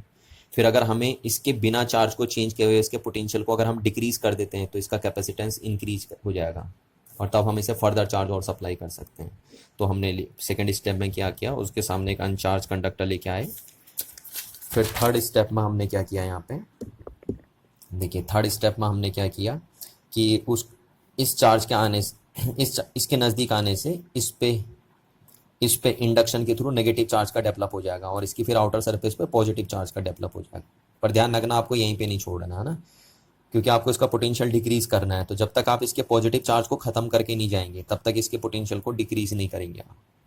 तो अब हम क्या कर देते हैं, इसके प्लेट को फिर कहाँ से कनेक्ट कर देते हैं, अर्थ से कनेक्ट कर देते हैं फाइनली। और अर्थ से कनेक्ट करके क्या हो जाएगा, फिर जैसे हम इसको अर्थ से कनेक्ट करते हैं तो इस प्लेट का सारा पॉजिटिव चार्ज अर्थ क्या कर देती है, न्यूट्रलाइज कर देती है। और तब हम बोल सकते हैं कि इसका पोटेंशियल हमने क्या कर दिया, डिक्रीज कर दिया, जिससे इसका कैपेसिटेंस क्या हो गया, इंक्रीज हो गया। तो ये बात आपको समझ में आनी चाहिए। ठीक है, तो इसको आपको नोट करना है, इस चीज को देखिए ध्यान से, इसको आप नोट करेंगे। ठीक है ना। देखिए अब हम बात करते हैं पैरेलल प्लेट कैपेसिटर की, है ना। क्या बात करते हैं हम, पैरेलल प्लेट कैपेसिटर की बात करते हैं।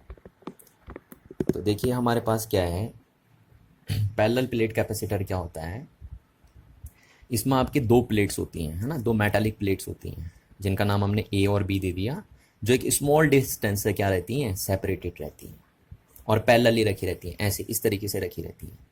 एक प्लेट ये हो गई और एक प्लेट ये हो गई आपकी, है ना। और बार बार मैं आपसे कह रहा हूँ कि बाद में हम इन प्लेट्स को ऐसे दिखा देंगे, ऐसे बना देंगे। तो पैरेलल प्लेट कैपेसिटर एक अरेंजमेंट है टू मेटालिक प्लेट्स का जिनका एरिया इक्वल होता है एंड ज्योमेट्री दोनों की सेम होती है और एक स्मॉल डिस्टेंस से क्या रहते हैं, सेपरेटेड रहते हैं। इसको हम बोलते हैं पैरेलल प्लेट कैपेसिटर। तो यहाँ पे जो स्मॉल डी है वो है डिस्टेंस बिटवीन प्लेट्स, एंड ए जो है ये वो है एरिया ऑफ ईच प्लेट, और इसको हम बोलते हैं पैरेलल प्लेट कैपेसिटर। ठीक है, पैरेलल इसलिए बोला क्योंकि पैरेलल ही है और प्लेट आपको समझ में ही आ रहा है, और कैपेसिटर इसलिए बोला है क्योंकि ये चार्ज को होल्ड कर सकता है, क्योंकि ये कंडक्टिंग है ना, मेटल की बनी हुई है तो कंडक्टर है, तो इसलिए चार्ज को होल्ड कर सकती है, इसलिए हमने इनका नाम रख दिया पैरेलल प्लेट कैपेसिटर। तो ये तो पैरेलल प्लेट कैपेसिटर की डेफिनेशन हमने लिखी हुई है कि parallel plate capacitor is an arrangement of two metallic plates of equal areas and same geometry separated by some small distance. ये डी जो है वो स्मॉल है काफ़ी।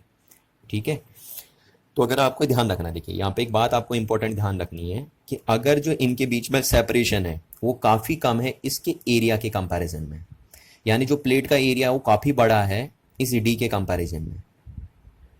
ठीक है, तो हम बोल सकते हैं, चलो यहाँ पे हम इसको डी स्क्वायर लिख लेते हैं, लेकिन है ना कंपैरिजन करना है क्योंकि एरिया में 2 डायमेंशन आती है ना, तो इसको हम डी स्क्वायर लिख लेते हैं इसलिए।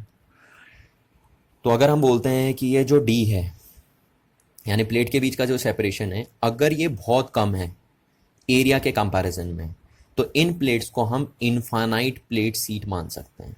क्या मान सकते हैं? इनफाइनाइट प्लेन सीट मान सकते हैं, है ना। अदरवाइज इनफाइनाइट नाम की कोई चीज़ होती नहीं है रियल में।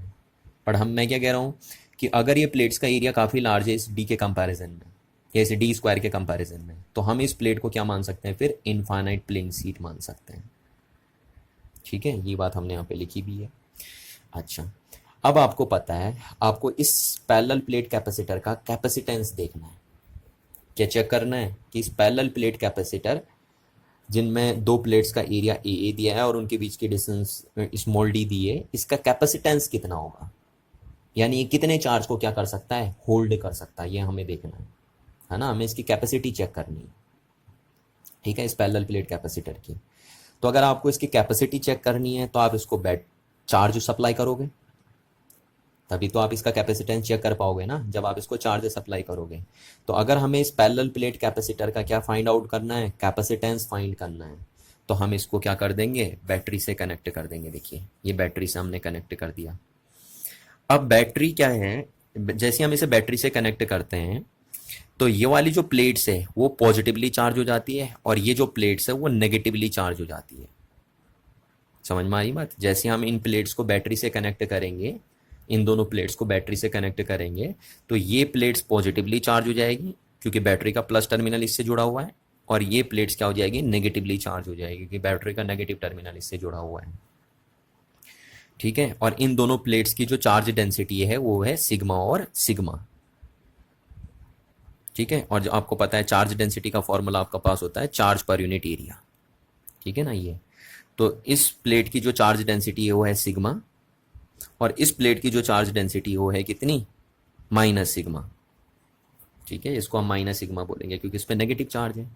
और क्यों दोनों का चार्ज डेंसिटी सेम आई? क्योंकि दोनों पे चार्ज सेम है, अमाउंट में तो दोनों पे चार्ज सेम है ना, क्योंकि इस प्लेट पे जितना पॉजिटिव है उतना ही इस प्लेट पे क्या है? नेगेटिव चार्ज है, और दोनों का एरिया सेम है, इसलिए दोनों की चार्ज डेंसिटी क्या आएगी? मैग्नीट्यूड में तो सेम आएगी बट साइन में अपोजिट आएगी। इस प्लेट की जो चार्ज डेंसिटी होगी प्लस सिग्मा, इस प्लेट की जो चार्ज डेंसिटी होगी वो माइनस सिग्मा आएगी आपकी। ठीक, और इन दोनों प्लेट्स के बीच में सेपरेशन है स्मॉल डी।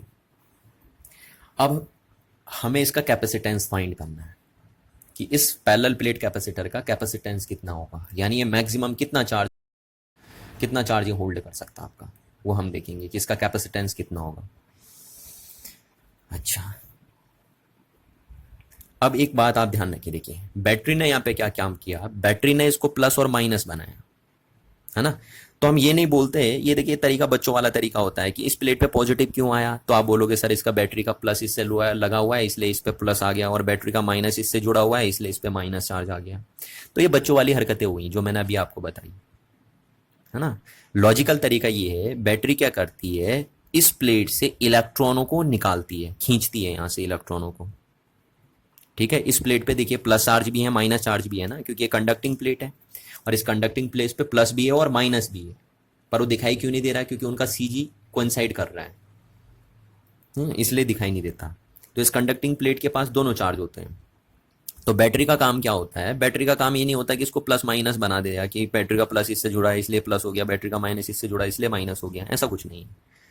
मैटर ये है या फंडा ये है कि जब इस प्लेट को आप बैटरी के प्लस से जोड़ते हैं तो ये बैटरी क्या करती है, इस प्लेट से इलेक्ट्रॉनों को ड्रॉ करती है, ठीक, और इस प्लेट को सप्लाई करती है ऐसे करके, यानी बैटरी वर्क कर रही है, यहां से इलेक्ट्रॉनों को ड्रॉ कर रही है और यहां इस प्लेट पे सप्लाई कर रही है। तो इस प्लेट से अगर इलेक्ट्रॉन निकल रहे हैं तो इस प्लेट पे पॉजिटिव चार्ज आते रहेंगे, और इस प्लेट को इलेक्ट्रॉन सप्लाई कर रही है तो इस पे नेगेटिव चार्ज आते रहेंगे। अच्छा, अब बैटरी क्या कर रही है, जितना पॉजिटिव चार्ज जो जितने इलेक्ट्रॉन यहां से ड्रॉ कर रही है उतने ही इलेक्ट्रॉन यहां सप्लाई कर रही है, इसलिए जितना पॉजिटिव चार्ज यहां पे आ रहा है इस प्लेट पे उतना ही नेगेटिव चार्ज यहां पे आ रहा है। और इस प्लेट पे पॉजिटिव क्यों आया, क्योंकि बैटरी ने इसके इलेक्ट्रॉन खींच दिए, तो इसके इलेक्ट्रॉन खींच देंगे तो इस पे प्लस आ जाएगा। और इस पे नेगेटिव क्यों आया, क्योंकि बैटरी ने इसको इलेक्ट्रॉन ट्रांसफर कर दिए हैं, ठीक, और बैटरी उतने ही इलेक्ट्रॉन इसको ट्रांसफर करेगी इस प्लेट को जितना उसने यहां से निकाले हुए हैं। तो इसको बोलते हैं आप पैरेलल प्लेट कैपेसिटर, है ना। वैसे तो यही हो गया parallel plate capacitor, but parallel plate capacitor का कैपेसिटेंस आप निकालना चाहते हैं तो तब आपको उसमें बैटरी तो लगानी पड़ेगी, यानी उसको चार्ज देना पड़ेगा ना, तभी तो आप उसका कैपेसिटेंस चेक कर पाएंगे, क्योंकि कैपेसिटेंस का फॉर्मूला है चार्ज अपॉन वोल्टेज। तो जब आप चार्ज ही नहीं दोगे तो कैपेसिटेंस कैसे चेक कर लोगे किसी भी चीज़ का, ठीक है। तो इसलिए हमने इसको बैटरी ले दी, और ए प्लेट्स पे कौन सा चार्ज एक्वायर कर लिया, पॉजिटिव चार्ज एक्वायर कर लिया, बी प्लेट्स ने कौन सा चार्ज एक्वायर कर लिया, नेगेटिव चार्ज एक्वायर कर लिया, और sigma is the surface charge density of the plates आपके पास है। इतनी बात आपको समझ में आ जानी चाहिए ना। तो बैटरी यहाँ से इलेक्ट्रॉन निकाल निकाल के इस प्लेट को दी जा रही है, इस प्लेट को दिए जा रही है, और इस पे नेगेटिव पॉजिटिव चार्ज आ गया और इस पे नेगेटिव चार्ज आ गया। तो ये बन गया आपका पैरेलल प्लेट कैपेसिटर। अभी अभी भी मैंने आपको बात बताई थी कि इस अरेंजमेंट को भी हम पैरेलल प्लेट कैपेसिटर ही बोलते हैं, और ये भी आपका पैरेलल प्लेट कैपेसिटर ही है। तो देखिए पैरेलल प्लेट कैपेसिटर में क्या होता है ना, एक होता है पॉजिटिवली चार्ज प्लेट और एक होती है नेगेटिव चार्ज प्लेट, जिसका एक एंड लो पोटेंशियल से जुड़ा हुआ होता है या अर्थ से जुड़ा हुआ होता है। यही तो हम बोलते हैं, है ना, कि इसका एक एंड कहां से जुड़ा हुआ होता है, अर्थ से या लो पोटेंशियल से। तो यहां पे भी देखिए एक तो पॉजिटिवली चार्ज प्लेट है और एक नेगेटिवली चार्ज प्लेट है, और जो नेगेटिव चार्ज प्लेट है उसका दूसरा एंड कहाँ जुड़ा हुआ है, लो पोटेंशियल से जुड़ा हुआ है। देखिए लो पोटेंशियल, या अर्थ से जोड़ दो आप, अगर आपको यहाँ नहीं करना कनेक्शन तो आप अर्थ से कनेक्ट कर दो, यहाँ पे ऐसे करके आप ऐसे अर्थ से जोड़ दीजिए चीज को, एक ही बात है ना। तो पैरेलल प्लेट कैपेसिटर या कैपेसिटर में क्या होता है, हमारे पास एक पॉजिटिवली चार्ज प्लेट होती है और एक नेगेटिवली चार्ज प्लेट होती है, और उस नेगेटिवली चार्ज प्लेट का एक एंड कहाँ जुड़ा होता है, लो पोटेंशियल के थ्रू जुड़ा होता है, और ये करना जरूरी है आपका, है ना। यहाँ पे मैंने इसका मतलब भी बताया था कि आप अर्थिंग क्यों करते हैं, क्योंकि अगर आप अर्थिंग नहीं करेंगे तो आपने तो एक तरीके से इसका पोटेंशियल और ज्यादा इंक्रीज कर दिया इसको नजदीक लाके। तो और हम यहाँ पे चाहते थे कि इसका पोटेंशियल क्या हो, डिक्रीज हो इसको नजदीक लाके, तो तभी हो सकता है जब हम इसको अर्थ से कनेक्ट करते हैं, और उसकी मैकेनिज्म मैंने आपको समझाई थी, ठीक है। अब इस कैपेसिटर का कैपेसिटेंस निकालने जा रहे हैं हम कि इस पैरेलल प्लेट कैपेसिटर का कैपेसिटेंस कितना होगा। तो देखिए कैसे निकालते हैं हम इस पैरेलल प्लेट कैपेसिटर का कैपेसिटेंस, ठीक है। आपको कैपेसिटेंस का फॉर्मूला पता है, कैपेसिटेंस का फॉर्मूला होता है चार्ज अपॉन पोटेंशियल। तो इस कैपेसिटर की कैपेसिटेंस का फॉर्मूला भी क्या होगा, चार्ज अपॉन पोटेंशियल, ठीक है। अब जबकि आपको पता है कि कैपेसिटर का जो कैपेसिटेंस होता है वो चार्ज और पोटेंशियल पे डिपेंड करता ही नहीं है, ठीक है। तो हमें इनको रिप्लेस करना है यहाँ से दोनों को, ठीक है। कितना चार्ज आपने इसको दिया है, आप ये नहीं बोलेंगे कि टोटल 0 चार्ज आपने दे दिया इसको प्लेट को। मैंने आपसे पहले भी कहा था कि पैरेलल प्लेट कैपेसिटर पे आप कितना चार्ज मान के चलेंगे, उतना चार्ज मान के चलेंगे जितना आपने उसके पॉजिटिव इस प्लेट को दिया है, पॉजिटिव प्लेट पे जो चार्ज होता है उतना, 0 नहीं मान के चलेंगे आप, ठीक है। इसका लॉजिक मैंने आपको बता दिया था। तो देखिए हम इसको भी यहाँ से रिमूव करेंगे, इसको भी रिमूव करेंगे यहाँ से, क्योंकि पैरेलल प्लेट कैपेसिटर या किसी भी कैपेसिटर का जो कैपेसिटेंस होता हो तो इन बातों पे डिपेंड करता ही नहीं है ना। तो हम यहाँ से देखेंगे, अभी देखिए, तो पहले हम V निकाल लेते हैं, ठीक है, कि इसका कैपेसिटेंस कितना, इसका पोटेंशियल कितना होगा इस पैरेलल प्लेट कैपेसिटर का। तो आपको पता देखिए कि इसको हम पोटेंशियल डिफरेंस भी बोलते थे, अगर आपको याद हो तो इसको हम पोटेंशियल डिफरेंस भी बोलते थे इन दो प्लेट्स के बीच में। पर क्योंकि ये प्लेट कहाँ जुड़ी हुई है, नेगेटिव पॉइंट से जुड़ी हुई है या अर्थ से कनेक्टेड है, इसलिए हम इसका पोटेंशियल 0 मान देंगे, ठीक है। तो तो आप पोटेंशियल डिफरेंस को हम पोटेंशियल भी बोल सकते हैं,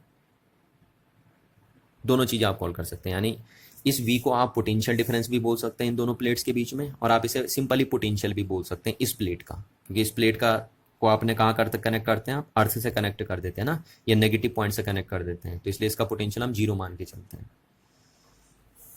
ठीक है, तो आप इसको पोटेंशियल भी सिंपली कॉल कर सकते हैं। तो अब हमें इसका पोटेंशियल निकालना है ना, कि यहाँ पे पोटेंशियल कितना हुआ, या हम बोल सकते हैं कि हमें यहाँ का पोटेंशियल डिफरेंस निकालना है।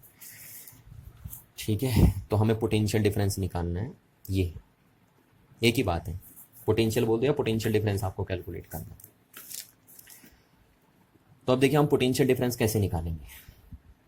आपको देखिए, आपको ये जरूर पता है कि यहाँ इलेक्ट्रिक फील्ड कितना बनेगा, यह आपको निकालना मैंने सिखाया था पहले एक बार, याद हो आपको। तो अगर हमारे पास दो प्लेट्स होती थी, एक पॉजिटिवली चार्ज और एक नेगेटिवली चार्ज, तो उन प्लेट्स के बीच में कितना इलेक्ट्रिक फील्ड बनता था, ये मैंने आपको निकालना सिखाया था। ठीक है, तो यहाँ इलेक्ट्रिक फील्ड की नॉलेज हमें होती है कि यहाँ पे कितना इलेक्ट्रिक फील्ड बनता है। तो अगर हमें इन दो पॉइंट्स के बीच में या इन दोनों प्लेट्स के बीच में पोटेंशियल डिफरेंस चाहिए और हमें यहाँ की इलेक्ट्रिक फील्ड की नॉलेज है, तो हम इस रिलेशन से निकाल सकते हैं। देखिए कि electric field is a negative gradient of potential, ये आपको पढ़ाया था मैंने। इलेक्ट्रिक फील्ड क्या होता है, नेगेटिव ग्रेडियंट होता है किसका, पोटेंशियल का, है ना। तो यहाँ से हम माइनस साइन को इग्नोर कर देते हैं, क्योंकि माइनस तो वहाँ पे डायरेक्शन बताता था ना, यहाँ पे डायरेक्शन से कोई लेना देना हमें नहीं है। तो यहाँ से हम बोल सकते हैं कि जो पोटेंशियल डिफरेंस होगा इन दो प्लेट्स के बीच में, वो कितना आएगा, वो आएगा आपका EDR। और जरा आपको याद हो तो इस रिलेशन में हम क्या बोलते थे, इसको हम बोलते थे potential difference between two equipotential surface. देखिए, तो ये एक इक्विपोटेंशियल सरफेस बनी, ये एक इक्विपोटेंशियल सरफेस बनी, उन दोनों पॉइंट्स के बीच में, उन दोनों प्लेट्स के बीच में क्या है, ये पोटेंशियल डिफरेंस। तो इसको हम बोलते थे potential difference between two equipotential surface. तो यहाँ पे देखने को भी मिल रहा है आपको, एक इक्विपोटेंशियल सरफेस ये, एक इक्विपोटेंशियल सरफेस ये, इन दोनों के बीच में पोटेंशियल का डिफरेंस है ये। ठीक, और DR क्या होता था, DR होता था distance between two equipotential surface. तो यहाँ पे distance between two equipotential surface क्या है, D है। तो यहाँ से हम बोल सकते हैं कि यहाँ पे हमारा जो DV बना उसको हम V बोल सकते हैं, है ना, क्योंकि मैंने क्या कहा आपसे अभी, क्योंकि इस प्लेट का पोटेंशियल 0 है, तो इसलिए पोटेंशियल डिफरेंस को आप पोटेंशियल भी बोल सकते हैं। तो V बन गया, और DR कितना है आपके पास, यहाँ पे स्मॉल d है ना। यहाँ पे जो DR होता था वो क्या होता था, distance between two equipotential surface. तो ये देखिए कितना है उनके बीच में, दो इक्विपोटेंशियल सरफेस के बीच में डिस्टेंस कितनी है, स्मॉल d। तो ये हो गया। तो यहाँ से आप बोल सकते हैं V इक्वल्स टू क्या हो गया आपके पास, ED हो गया, निकल गया ना, V इक्वल्स टू ED। अब हमें क्या निकालना है, हमें निकालना था ना कैपेसिटेंस निकालना था, उसके लिए हमें चार्ज और पोटेंशियल चाहिए। और हम यहाँ ऐसा रखना पसंद नहीं करते, क्योंकि तो जनरल फॉर्मूला ना, आपको पता C इन पे डिपेंड करता ही नहीं है, तो इनको रिमूव करना था आपको। तो आपने पहले पोटेंशियल निकाला, इतना आया पोटेंशियल। ठीक है, अब बस हमें निकालना है यहाँ पे इलेक्ट्रिक फील्ड। तो अब हम देखेंगे यहाँ इलेक्ट्रिक फील्ड कितना होता है, कितना इलेक्ट्रिक फील्ड होता है। तो आपको पता है एक इनफाइनाइट प्लेन सीट अगर आपके पास होती है, यहाँ पे हमने इसको इनफाइनाइट प्लेन सीट बोला है ना। क्यों बोला इनफाइनाइट प्लेन सीट, क्योंकि इसका जो एरिया है वो इस डिस्टेंस के कंपैरिजन में बहुत ही क्या है, ज़्यादा है, तो इसलिए हम इसको इनफाइनाइट सीट बोल सकते हैं। और आपको पता है एक infinite plane sheet of charge, है ना, इस पॉइंट पे अपने से R डिस्टेंस पे कितना इलेक्ट्रिक फील्ड बनाती है, सिग्मा अपॉन 2 एप्सिलॉन नॉट बनाती है। ये आपको प्रूफ करके दिखाया था मैंने, ठीक है ना, कि एक infinite plane sheet of charge अपने से R डिस्टेंस पे कितना इलेक्ट्रिक फील्ड क्रिएट करती है, sigma upon 2 epsilon not electric field create करती है। पर ये इनफाइनाइट प्लेन सीट होनी चाहिए, और यहाँ पे ये इनफाइनाइट प्लेन सीट हमने ट्रीट कर रखी है, क्योंकि हम कह रहे हैं इसका एरिया बहुत लार्ज है इसके कंपैरिजन में, इतना बनाया था। तो हमें पता है कि किसी भी इनफाइनाइट प्लेन सीट का बना हुआ इलेक्ट्रिक फील्ड डिस्टेंस पे डिपेंड नहीं करता। देखिए यहाँ पे आया, ठीक। तो अब देखिए ये infinite plane sheet of charge इस पॉइंट पे कितना इलेक्ट्रिक फील्ड बनाएगी, वो जो इलेक्ट्रिक फील्ड बनाएगी वो बनाएगी सिग्मा अपॉन 2 एप्सिलॉन नॉट। ये वाली इनफाइनाइट प्लेन सीट, उसको मैंने बोल दिया E1। तो E1 कितना बनेगा, सिग्मा अपॉन 2 एप्सिलॉन नॉट। ठीक है, इस प्लेट ने यहाँ पे जो इलेक्ट्रिक फील्ड बनाया, और उसकी डायरेक्शन क्या होगी, इधर को होगी, क्योंकि आपको पता है इलेक्ट्रिक फील्ड लाइंस किधर चलेंगी, पॉजिटिव से नेगेटिव की साइड को, तो इधर को होगी डायरेक्शन, ये डायरेक्शन हो गई। अच्छा, उसके बाद ये infinite plane sheet of charge इस पॉइंट पे कितना इलेक्ट्रिक फील्ड बनाएगी, तो उसको हमने E2 नाम दे दिया। और कितना बनाएगी, वो भी बनाएगी सिग्मा अपॉन 2 एप्सिलॉन नॉट बनाएगी। बनाएगी नहीं बनाएगी, ये वाली प्लेन शीट ऑफ चार्ज कितना इलेक्ट्रिक फील्ड बनाएगी, सिग्मा अपॉन 2 एप्सिलॉन नॉट बनाएगी। और किस डायरेक्शन में बनाएगी, तो वो इसी डायरेक्शन में बनाएगी। क्यों, क्योंकि अगर हम इस पॉइंट पे इलेक्ट्रिक फील्ड देखें due to this infinite plane sheet of charge, तो उसकी डायरेक्शन ये आएगी, है ना, क्योंकि इलेक्ट्रिक फील्ड की डायरेक्शन क्या होती है, टुवर्ड्स द नेगेटिव चार्ज, तो ये बन गया। तो ये किसका बनाया हुआ इलेक्ट्रिक फील्ड है इस पॉइंट पे, इस प्लेन शीट ऑफ चार्ज का बनाया हुआ इलेक्ट्रिक फील्ड है इस पॉइंट पे। और ये किसका बनाया हुआ इलेक्ट्रिक फील्ड है, ये इस प्लेट का बनाया हुआ इलेक्ट्रिक फील्ड है इस पॉइंट पे। तो दोनों सेम ही बनाएंगे क्योंकि दोनों की चार्ज डेंसिटी सेम है और दोनों एक ही डायरेक्शन में बना रहे। देखिए ये प्लेट भी इस पॉइंट पे इलेक्ट्रिक फील्ड इसी डायरेक्शन में बनाएगी और ये प्लेट भी इस पॉइंट पे इलेक्ट्रिक फील्ड इसी डायरेक्शन में बनाएंगे। तो हम बोल सकते हैं इस पॉइंट पे जो नेट इलेक्ट्रिक फील्ड बनेगा ई, वो कितना बनेगा, sigma upon 2 epsilon not plus sigma upon 2 epsilon not बनेगा। तो जो नेट इलेक्ट्रिक फील्ड बन गया वो बन गया आपका सिग्मा अपॉन एप्सिलॉन नॉट। यानी इस पॉइंट पे जो नेट इलेक्ट्रिक फील्ड बनेगा due to this plate and this plate, वो कितना बन गया, सिग्मा अपॉन एप्सिलॉन नॉट।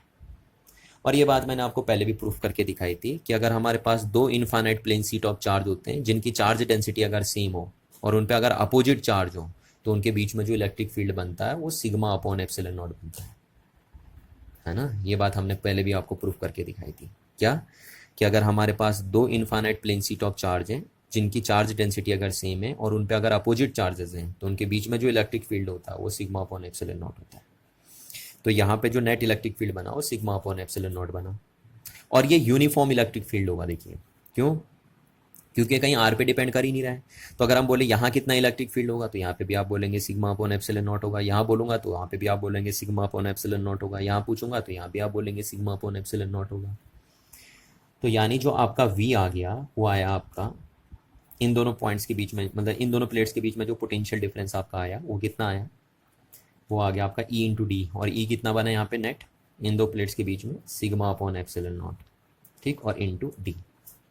अच्छा, तो यहाँ से वी इक्वल टू क्या बना आपका सिग्मा। सिग्मा को आप क्या लिखते हैं, देखिए क्यू अपॉन ए लिखते हैं ना, और ये एप्सिलॉन नॉट, और इंटू क्या बन गया आपका, डी बन गया। तो इतना पोटेंशियल डिफरेंस है इन दोनों प्लेट्स के बीच में, जिसको आप मैं बार बार कह रहा हूँ पोटेंशियल भी बोल सकते हो क्योंकि इस प्लेट का पोटेंशियल 0 मान के चलते हैं हम, ठीक। तो इतना पोटेंशियल बन गया या इतना पोटेंशियल डिफरेंस बन गया इन दो प्लेट्स का, प्लेट्स के बीच में। सिग्मा की वैल्यू हमने यहाँ पे रख दी ना क्यू अपॉन ए, तो ये बना। तो अब हम इस फॉर्मूले से चलते हैं, यही तो हमें निकालना था। तो सी इक्वल टू क्या बना हमारे पास, क्यू।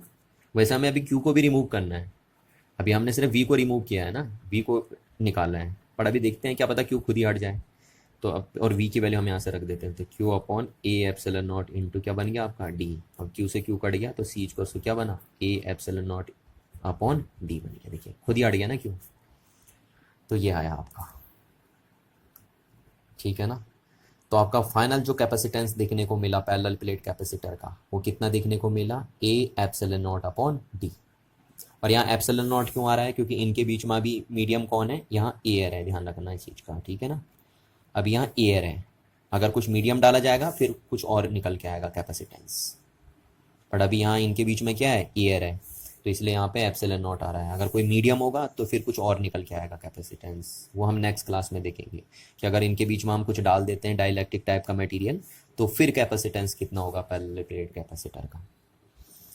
तो इतना कैपेसिटेंस निकल के आया इस पैरेलल प्लेट कैपेसिटर का।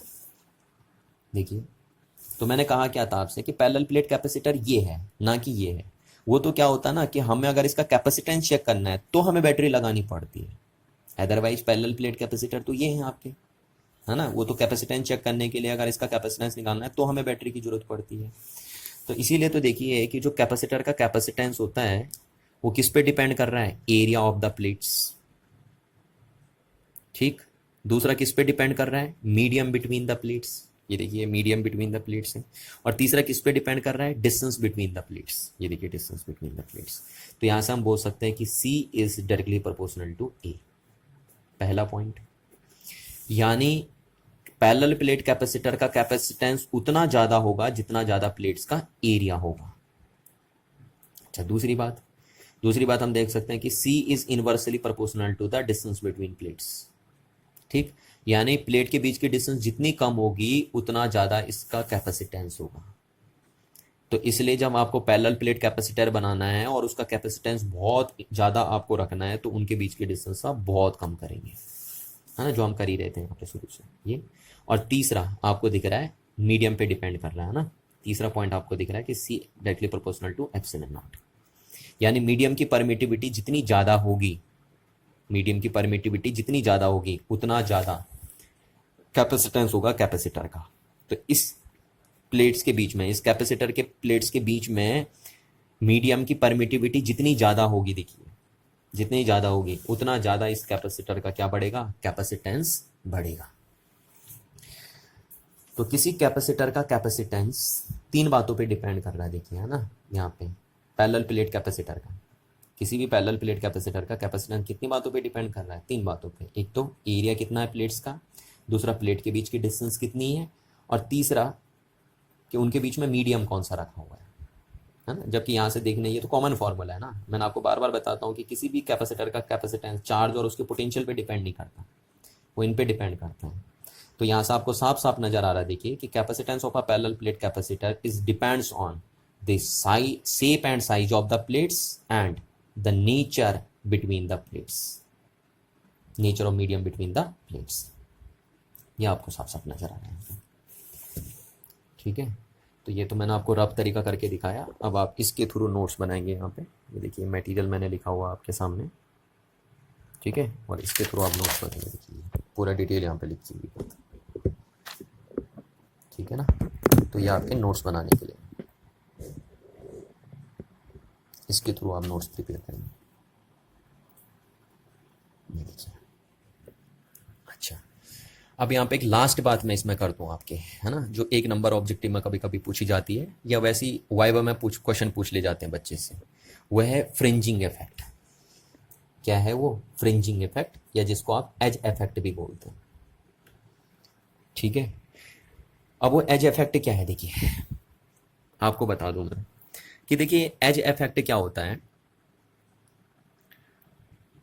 या फ्रिंजिंग इफेक्ट जिसे हम बोलते हैं, वो कब देखने को आपको मिलेगा, अगर ये जो प्लेट्स आपने ली थी इनके बीच की डिस्टेंस नेग्लिजिबल नहीं है इन प्लेट्स के एरिया के कंपैरिजन में, तो ही आपको एज इफेक्ट या फ्रिंजिंग इफेक्ट देखने को मिलता है, या तभी आप इसको कंसीडर करते हैं, है ना। अदरवाइज ये देखने को तो हमेशा मिलेगा, पर हम इसे कंसीडर नहीं करते, हम इसे इग्नोर मार देते हैं।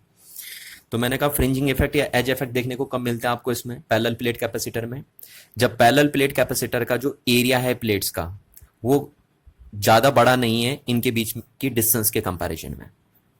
यानी अगर डी बहुत ही छोटा नहीं है, किसके, ये इनके बीच की जो डिस्टेंस है वो काफ़ी छोटी नहीं है इन प्लेट्स के एरिया के कंपैरिजन में, तो आप इस पैरेलल प्लेट कैपेसिटर में फ्रिंजिंग इफेक्ट इग्नोर नहीं मार सकते। इस बात का आप ध्यान रखिए, इसको इग्नोर आप तभी मार सकते हैं जब ये सिचुएशन बनेगी।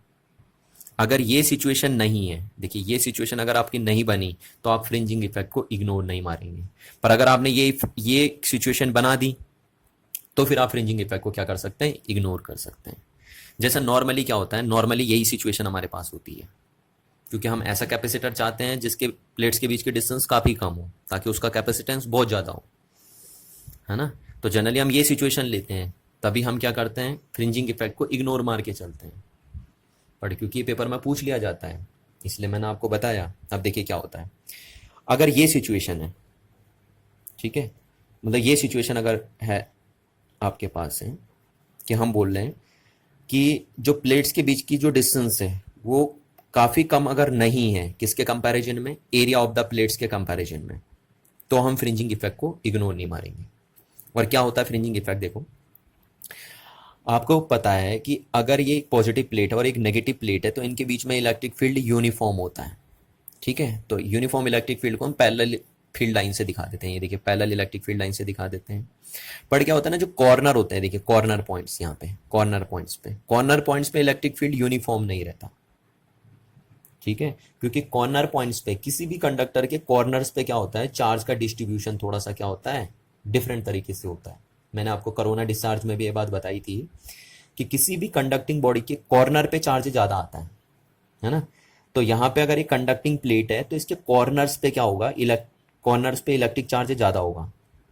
अब कॉर्नर पे इलेक्ट्रिक चार्ज ज़्यादा होने की वजह से क्या होता है, यहाँ पे इलेक्ट्रिक फील्ड भी ज़्यादा आएगा, ठीक है। जबकि बीच में देखिए, बीच में चार्ज का डिस्ट्रीब्यूशन यूनिफॉर्म है प्लेट्स पे, ये देखिए बीच में चार्ज का डिस्ट्रीब्यूशन प्लेट्स पे कैसा है, यूनिफॉर्म है। बट कॉर्नर कॉर्नर पे क्या होता है, कॉर्नर कॉर्नर पे चार्ज का डिस्ट्रीब्यूशन थोड़ा सा ज्यादा होता है ना। ये देखिए यहाँ पे चार्ज का डिस्ट्रीब्यूशन थोड़ा ज्यादा होगा, कॉर्नर पे ज्यादा होता है ऐसे। ये अब इस कॉर्नर पे ज्यादा चार्ज अगर आएगा तो यहाँ पे इलेक्ट्रिक फील्ड बढ़ जाएगा कॉर्नर पे, जबकि बीच में क्या था, चार्ज का डिस्ट्रीब्यूशन यूनिफॉर्म था। प्लेट्स के बीच में चार्ज का डिस्ट्रीब्यूशन कैसा था, यूनिफॉर्म था, इसलिए इलेक्ट्रिक फील्ड यूनिफॉर्म था। बट कॉर्नर पे क्या होता है, कॉर्नर पे चार्ज ज्यादा आने की वजह से वहां पे इलेक्ट्रिक फील्ड बढ़ जाता है, और उस इलेक्ट्रिक फील्ड के आने की वजह से यहाँ पे इलेक्ट्रिक फील्ड लाइन सब पैरेलल नहीं हो पाएंगे, ऐसे आ जाएंगी, देखिए कर्व शेप के आ जाएंगे आपकी।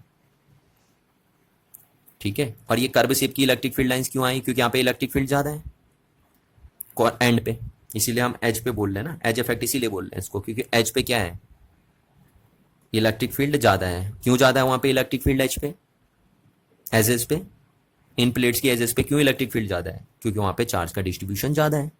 कॉर्नर पे चार्ज ज्यादा होता है ना, इसलिए वहां पे इलेक्ट्रिक फील्ड ज्यादा है।